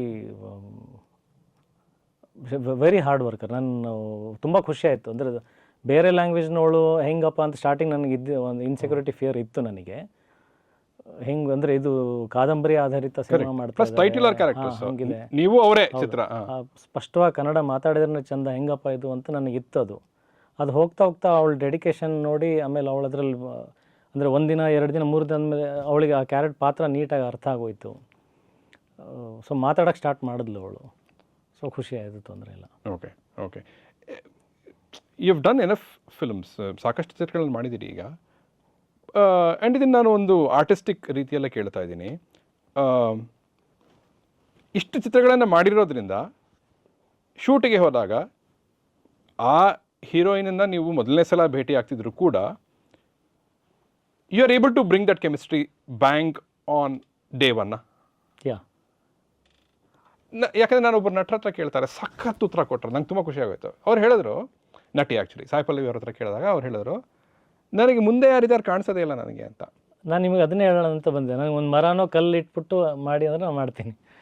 ಸೇಮ್ ಎಮೋಷನ್ಸ್, ಏನೂ ವ್ಯತ್ಯಾಸ ಬರಲ್ಲ. ಇಮ್ಯಾಜಿನ್ ಮಾಡ್ಕೊಳ್ಳಿ, ಇಲ್ಲೊಂದು ಗೋಸ್ಟ್ ಇದೆ, ಇವು ಎಮೋಟ್ ಅಂದರೆ ಐಲ್ ಎಮೋಟ್. ಸೇಮ್ ವೇ, ಒಂದು ಚೂರು ವ್ಯತ್ಯಾಸ ಆಗಲ್ಲ. ನಂಗದು ತುಂಬ ಒಂಥರ ಒಳ್ಳೆ ರೆವಲ್ಯೂಷನ್ ಅನ್ನಿಸ್ತು. ಈಗ ನಾನು ನಿಮ್ಮ ಹತ್ರ ಇದು ಒಂದು ಆ್ಯಕ್ಟೇ ಆಗಿದ್ರೆ ನಾನಲ್ಲಿ ನಿಮ್ಮನ್ನೇ ನೋಡ್ತಾ ಇಲ್ಲ ಅನ್ನೋದು, ಅಬ್ಬಾ ಅಲ್ಲಿ ಬರೀ ಆ ಪಾತ್ರ ಒಂದಿದೆ. ಹೌದೌದು. ಓಕೆ. ಹಾಗಾಗಿ it doesn't matter who is in front of me, ಪಾತ್ರದ ಕೆಮಿಸ್ಟ್ರಿ. ಸೊ ಅದನ್ನು ತರ್ಬೋದು, ನಾನು ನಟ, ನಾನು ಅದನ್ನು ತರ್ತೀನಿ. ಓಕೆ. ಇದೊಂದು ಗಂಡ ಹೆಂಡತಿಯ ಕಥೆ, ಒಂದು ಫ್ಯಾಮಿಲಿ ಸಬ್ಜೆಕ್ಟ್. ಅದಕ್ಕೆ ಎಕ್ಸ್ಟರ್ನಲ್ ಫ್ಯಾಕ್ಟರ್ಸ್ ಇದೆ. ದೇರ್ ಕುಡ್ ಬಿ ಆ ಎಕ್ಸ್ಟರ್ನಲ್ ಫ್ಯಾಕ್ಟರ್ಸು ಇವರಿಬ್ಬರ ಸಂಬಂಧವನ್ನು ಟೆಸ್ಟ್ ಮಾಡುತ್ತೆ, ಹಾಗೆ ಅಂತ ನಾನು ಅಂದ್ಕೊಳ್ತಾ ಇದ್ದೀನಿ. ಈ ರೀತಿಯ ಒಂದು ಸೋಕಾಲ್ಡ್ ಫ್ಯಾಮಿಲಿ ಸಬ್ಜೆಕ್ಟನ್ನು ಡಾಕ್ಟರ್ ರಾಜ್ಕುಮಾರ್ ಅವರ ಕಥೆಗಳನ್ನು ತಗೊಂಡಾಗ ಇವತ್ತಿನ ಪ್ರೇಕ್ಷಕರು ಈ ರೀತಿಯ ಸಾಫ್ಟ್ ಫ್ಯಾಮಿಲಿ ಸಬ್ಜೆಕ್ಟ್ಸ್ನ ಪ್ರಿಫರ್ ಮಾಡ್ತಾ ಇದ್ದಾರೆ. ಇವತ್ತಿನ ಪ್ರೇಕ್ಷಕರು ಏನನ್ನು ಪ್ರಿಫರ್ ಮಾಡ್ತಾ ಇದ್ದಾರೆ? ಇಲ್ಲ, ಫಿಲ್ಮ್ ಮೇಕಿಂಗ್ ಈಸ್ ಅಗೇನ್ ಅದು ಫಿಲ್ಮ್ ಮೇಕರ್ಸ್ ಚಾಯ್ಸ್. ನಾವು ಪ್ರಿಫರ್ ಮಾಡ್ತಾ ಇದ್ದಾರೆ ಅಂತ ಕೊಡೋದು ನಿಜ, ನಾನು ಇಲ್ಲ ಅಂತ ಹೇಳ್ತಾ ಇಲ್ಲ. ಬಿಸ್ನೆಸ್ ಫ್ಯಾಕ್ಟರ್ಸಲ್ಲಿ ನೋಡಿದಾಗ ನಾನು ಹೇಳಿದ್ನಲ್ಲ, as an art of producer ನಾನು ಹಾಕಿದ ದುಡ್ಡು ತೆಗಿಲೇಬೇಕು ಅಂತ ನಾನು ಆ ಆರ್ಟಲ್ಲಿ ಹೋದರೆ I will cater what they prefer. For few exceptional cases as an actor, ಇವಾಗ ಹೆಂಗೆ ಆಡಿಯನ್ಸ್ ಫೇಲ್ ಆದ್ರಲ್ಲ ಒಳ್ಳೆ ಸಿನಿಮಾ ಗೆಲ್ಸೋದಕ್ಕೆ, ನಾ ಇದು ಪ್ರಿಫರ್ ಮಾಡ್ತಾ ಇಲ್ಲ ಅಂತ ನಾನು ಬಿಟ್ಟರೆ ಒಳ್ಳೆ ಆ್ಯಕ್ಟರ್ ಆಗಿ ನನ್ನ ಪ್ರೊಡ್ಯೂಸರ್ನ ಸಪೋರ್ಟ್ ಮಾಡೋದ್ರಲ್ಲೂ ಫೇಲ್ ಆಗ್ತೀನಿ ಒಂದೊಂದು ಸಲ. ಸೊ ಒಬ್ಬ ಪ್ರೊಡ್ಯೂಸರ್ ಆ ಥರ ಒಂದು ಡ್ರೀಮ್ ಇಟ್ಕೊಂಡು ದಿಸ್ ಸಿನಿಮಾ ಇದು ಒಂದು ನಾನು ಆಡಿಯನ್ಸಿಗೆ ಮಾಡ್ಬೇಕನ್ನೋದು ಅವನದು ಒಂದು ಪ್ಯಾಷನ್ ಇರುತ್ತೆ ಸಮ್ಟೈಮ್ಸ್. ಆ ವಿಚಾರದಲ್ಲಿ ಹೋದಾಗ we don't know that may create one trend. Sometimes ಏನು ಪ್ರಿಫರ್ ಮಾಡ್ತಾರೆ ಬಿಡ್ತಾರೆ ಅದು ಏನು ಗೊತ್ತಿಲ್ಲದೆ ನಾವು ಭಾಳ ನಿಷ್ಕಲ್ಮಶವಾಗಿ ಏನೋ ಒಂದು ನಮ್ಮ ಮನಸ್ಸಿಗೆ ಬಂದಿದ್ದು ಮಾಡ್ತೀವಿ, ಅದು ಎಲ್ಲರಿಗೂ ಇಷ್ಟ ಆಗ್ಬಿಟ್ರೆ ಅದು ಟ್ರೆಂಡ್ ಸೆಟ್ಟರ್ ಆಗಿಬಿಡ್ಬೋದು, ಗೊತ್ತಿಲ್ಲ. ಬಟ್ ನೀವು ಆಡಿಯನ್ಸ್ನ ಯಾವತ್ತೂ ದೂಷಿಸೋದಿಲ್ವಾ? ನನಗೆ ಕೆಲವು ಸಲ ಕೋಪ ಬರುತ್ತೆ ಸರ್, ಒಂದು 2-3 ಚಿತ್ರಗಳಿಗೆ ಸಪೋರ್ಟ್ ಮಾಡಬೇಕಿತ್ತು ಅಂತ ಪಾಪ ಅವ್ರು ಪ್ರಮೋಟು ಮಾಡಿರ್ತಾರೆ ತಕ್ಕ ಮಟ್ಟಿಗೆ, ನಾವು ಸ್ವಲ್ಪ ಒಂದು ಹೆಜ್ಜೆ ಹಾಕಬೇಕಲ್ಲ ಚಿತ್ರಮಂದಿರದ ಕಡೆಗೆ ಅಂತ ನಂದು. ಅಲ್ಲ, ನಾನು ಆಡಿಯನ್ಸ್ ಥಿಯೇಟ್ರಿಗೆ ಏನು ನಾನು ಕಂಪ್ಲೀಟ್ಲಿ ಬ್ಲೇಮ್ ಮಾಡ್ತಾಯಿಲ್ಲ. ಒಂದು ಸ್ಮಾಲ್ ಬೇಜಾರು ಅನ್ನೋದಿದೆ ಅಂದರೆ ದಿ ವೇ ಅದರ್ ಲ್ಯಾಂಗ್ವೇಜಸಲ್ಲಿ ಯಾವ ರೀತಿ ಪಾಂಪ್ ಆ್ಯಂಡ್ ಶೋನಲ್ಲಿ ಅದನ್ನ ಹೆಂಗೆ ಸೆಲೆಬ್ರೇಟ್ ಮಾಡ್ತಾರೆ, ಆ ಸೆಲೆಬ್ರೇಷನ್ ಇಲ್ಲಿ ಕಡಿಮೆ ಇದೆ. I agree to that point. Reason for that ಇದು ಅದನ್ನು ನಾವು ಅರ್ಥ ಮಾಡ್ಕೋಬೇಕು, because they see all languages here. Bengaluru ಮತ್ತು ನಮ್ಮ ಕರ್ನಾಟಕ ಯಾವ ಥರ ಸ್ಟೇಟ್, ಯಾವ ಥರ ಸಿಟಿ ಆಗಿ ಹೋಗಿದೆ ಅಂತಂದರೆ ಈ ಎಲ್ಲ ಆಪ್ಷನ್ಸ್ ಅಂದರೆ ನಮ್ಮಷ್ಟು ಬುದ್ಧಿವಂತ ಆಡಿಯನ್ಸ್ ಇಲ್ಲ ಬೇರೆ ಕಡೆ. ನೀವು ಹೋಗಿ ಬೇರೆ ಸ್ಟೇಟ್ಸ್ಗಳಲ್ಲಿ ಆಂಧ್ರನಲ್ಲೋ ಚೆನ್ನೈನಲ್ಲಿ ಹೋಗಿ ಅವರಿಗೆ ಒಂದು ವರ್ಷಿಪಿಂಗ್ ಅನ್ನೋದಿದೆ, ಅದು ಬಿಟ್ಟರೆ ಬೇರೆ ಲ್ಯಾಂಗ್ವೇಜ್ ಸಿನಿಮಾ ನೋಡಲ್ಲ ಅಂತ ಸಿದ್ಧಾಂತ ಹಾಕೊಂಡು ಕೂತ್ಬಿಟ್ಟಿದ್ದಾರೆ. ಅದಕ್ಕಿಂತ ಏನೇನು ಡೆವಲಪ್ಮೆಂಟ್ ಆಗಿದೆ ಅಥವಾ ಬೇರೆ ಸ್ಟೇಟಲ್ಲಿ ಏನು ನಡೀತಾ ಅದ್ರ ಬಗ್ಗೆ ಹೆಚ್ಚಾಗಿ ನಮಗಿರೋಷ್ಟು ನಾಲೆಜ್ ಇಲ್ಲ ಅವರಿಗೆ. We have made them so much educated about all language films. So ಆ ರೀಸನ್ ನೀವು ಅವ್ರು ಸ್ಯಾಟಿಸ್ಫೈ ಮಾಡೋದು ಬಹಳ ಕಷ್ಟ. ನೀವು ಅದೇ ಇವಾಗ ಒಂದು ಹುಡುಗಿ ಮುಂಚೆ ನೀವು ಲವ್ ಲೆಟ್ರ್ ಬರೆದ್ರೆ ಅವಳೇನಾದರೂ ಲವ್ ಲೆಟ್ರ್ ನೋಡಿ ಸ್ಮೈಲ್ ಮಾಡಿದ್ರೆ ನಿಮಗೆ ಸ್ಯಾಟಿಸ್ಫ್ಯಾಕ್ಷನ್ ಇತ್ತು. ನೀವು ಇವತ್ತು ಅವಳ ಜೊತೆ ಫೋನಲ್ಲಿ ಗಂಟೆಗಟ್ಟಲೆ ಮಾತಾಡಿ ವೀಡಿಯೋ ಕಾಲ್ ಮಾಡಿದ್ರೆ ಸಮಾಧಾನ ಆಗ್ತಾಯಿಲ್ಲ. ಅಂದರೆ the satisfying saturation point has gone to next level ಅಷ್ಟೇ, ಇನ್ನೇನಲ್ಲ. ಆಡಿಯನ್ಸಿಗೆ ನಾವು ಸ್ಯಾಟಿಸ್ಫೈ ಮಾಡೋದ್ರಲ್ಲಿ ಇನ್ನೂ ಎಕ್ಸ್ಟ್ರಾ ಪ್ರಯತ್ನ ಹಾಕ್ಬೇಕು. That is becoming tough for Kannada film makers. Correct. ಈಗ ಪ್ರೇಕ್ಷಕ ಚಿತ್ರಮಂದಿರಕ್ಕೆ ಬಂದರೆ ಸರಳ ಸುಬ್ಬಾರಾವ್ಗೆ ಆ ಕಥೆ ಅವನನ್ನು ಕೂರ್ಸತ್ತೋ ಬಿಡತ್ತೋ, ದಟ್ಸ್ ಡಿಫ್ರೆಂಟ್. ಬಟ್ ಈಗ ಈ ರೀತಿಯ ಒಂದು ಸಬ್ಜೆಕ್ಟಿಗೆ ಈಗ ನೀವು ಹೇಳಿದ ಹಾಗೆ ಸ್ಕೇಲು ಹೊಡಿ ಒಂದು ಹಿಂದಿಯಿಂದ ಒಬ್ಬ ಆ್ಯಕ್ಟರು, ತಮಿಳಿನಿಂದ ಒಬ್ಬ ಆ್ಯಕ್ಟರು ಹಾಗೆಲ್ಲ ಸೇರಿಸಿ ಜೋಡಿಸಿ ಮಾಡಿದರೆ ಅದು ಬೇರೆ ವಿಚಾರ. ಬಟ್ ಇದಕ್ಕೆ ಹೇಗೆ ಕರೆಯೋದು ನಾವು ಆಡಿಯನ್ಸನ್ನು? ನಾನು ಇದು ಸಿನ್ಸಿಯರಾಗಿ ಕೇಳ್ತಾ ಇದ್ದೀನಿ. ಈಗ ಡೇ 1 ನಾವು ಹೇಗೆ how do we make sure that ಸರಳ ಸುಬ್ಬಾರಾವ್ಗೆ ಒಂದಿಷ್ಟು ಆಡಿಯನ್ಸ್ ಇದ್ದೇ ಇರ್ತಾರೆ ಅಂತ, ಒಂದು 60% 80% ಆಕ್ಯುಪೆನ್ಸಿ ಇರುತ್ತೆ ಅಂತ? ಅಲ್ಲ, ಇದು ಟು ಬಿ ಫ್ರ್ಯಾಂಕ್ ಬಹಳ ಆನೆಸ್ಟ್ ಆನ್ಸರ್ ಕೊಡಬೇಕಂದ್ರೆ ನನಗೂ ಪ್ರಶ್ನೆ ಇದೆ. ಹಿಯರ್ ಒಬ್ಬ ಕಲಾವಿದನಾಗಿ ನಾನು ಹೆಂಗೆ ಪಾತ್ರ ನಿರ್ವಹಿಸಿದ್ದೀನೋ ಸೇಮ್ ಒಬ್ಬ ಆ್ಯಕ್ಟರ್ ಆಗಿ, ಒಬ್ಬ ಹೀರೋ ಆಫ್ ದಿಸ್ ಫಿಲ್ಮ್ ಆಗಿ I am doing my duty with all hopes that audience will come. Because it's my film, I am in love with this film. I may not be the producer, but ನನಗೆ producer ಅಷ್ಟೇ ಪ್ರೀತಿ ನಂಗೆ cinema ಮೇಲಿರೋದ್ರಿಂದ ನನಗೆ ಆ ಬಯಕೆ ಇದೆ, hopes ಇದೆ, audience ಬರ್ತಾರೆ ಅನ್ನೋದು. ಹೆಂಗೆ ಬರ್ತಾರೆ, ಏನು ಬರ್ತಾರೆ ಅನ್ನೋದು ನನ್ನ ಪ್ರೊಡ್ಯೂಸರ್ ಜಾಗದಲ್ಲಿ ಕೂತ್ಕೊಂಡು I have not done anything. So that is the question remains in me. ಏನಾಗುತ್ತೆ ಅಂತ ನನಗೂ ಗೊತ್ತಿಲ್ಲ. I hope for A good film, ನೀವು ಹೇಳ್ದಂಗೆ ಇದಕ್ಕೆ ಆಡಿಯನ್ಸ್ ಬರಬೇಕು ಅನ್ನೋದು.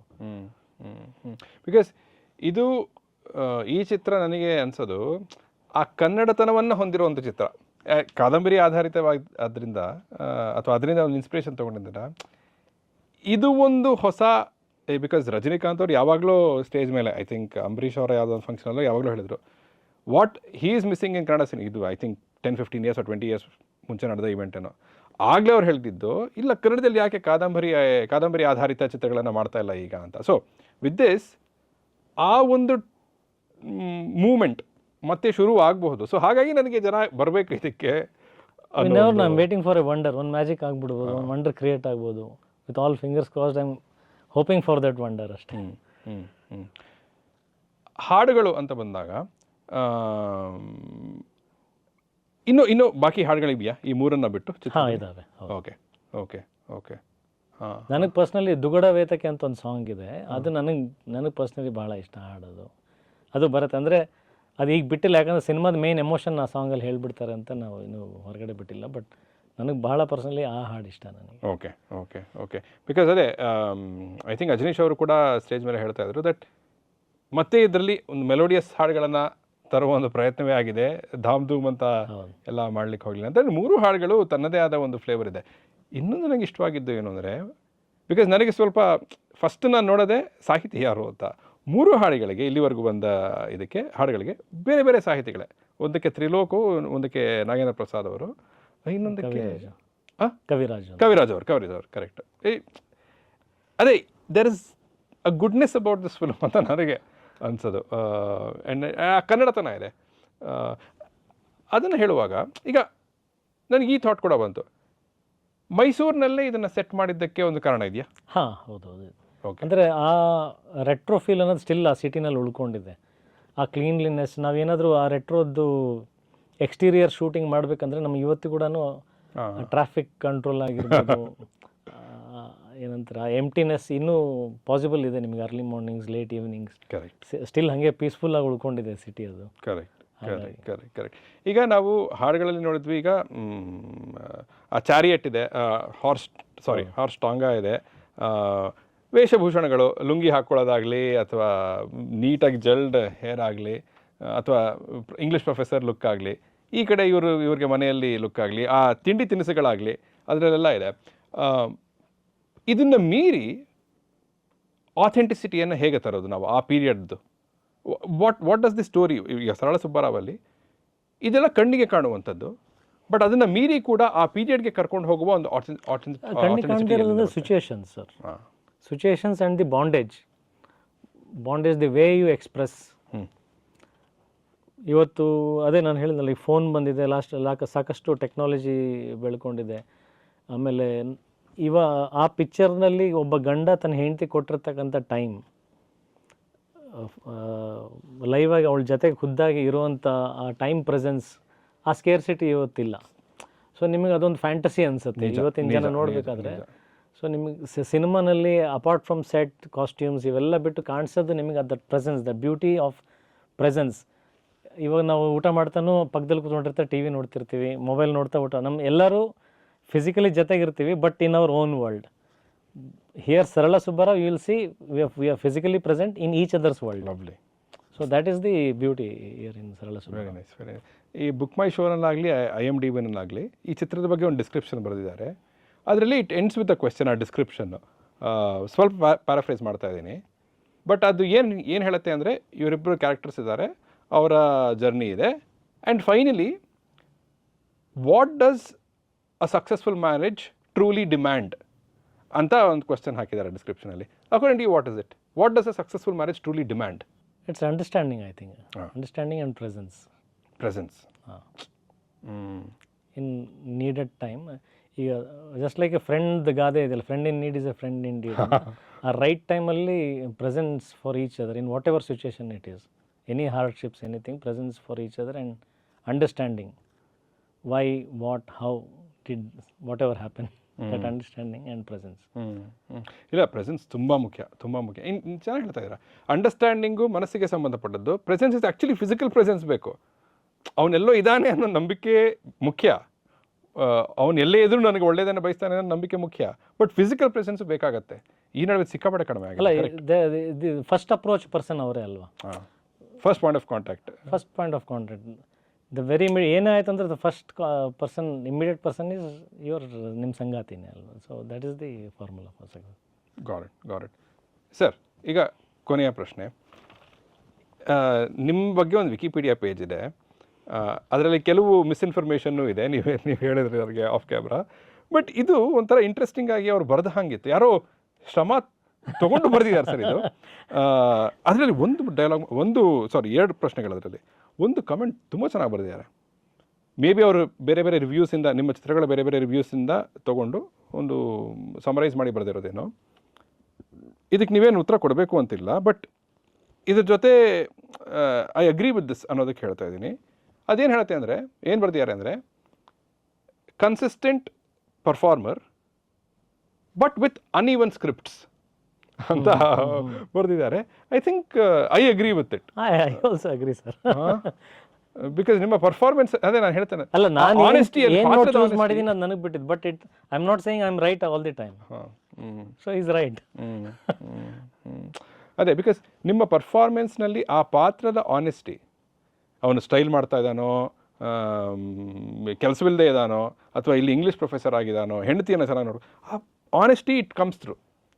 ಸೊ ಯಾ, ನಿಮ್ಮ ಪರ್ಫಾರ್ಮೆನ್ಸ್ ಮೇಲೆ ಬೊಟ್ಟು ಮಾಡಿ ತೋರಿಸೋ ಥರ ಇರಲ್ಲ. May be those are just uneven scripts ಅಂತ. ಅಲ್ಲಿಂದ ಇದಕ್ಕೆ ಹೋಗ್ಬಿಡ್ತೀನಿ. ಚೆನ್ನಾಗಿ ಕ್ಯಾಟಗರೈಸ್ ಮಾಡಿದರು. 2003 to 2007 breakthrough and struggles ಅಂತ ಹಾಕಿದ್ದಾರೆ. 2008 to 2015 resurgence and career best hits ಅಂತ ಹಾಕಿದ್ದಾರೆ.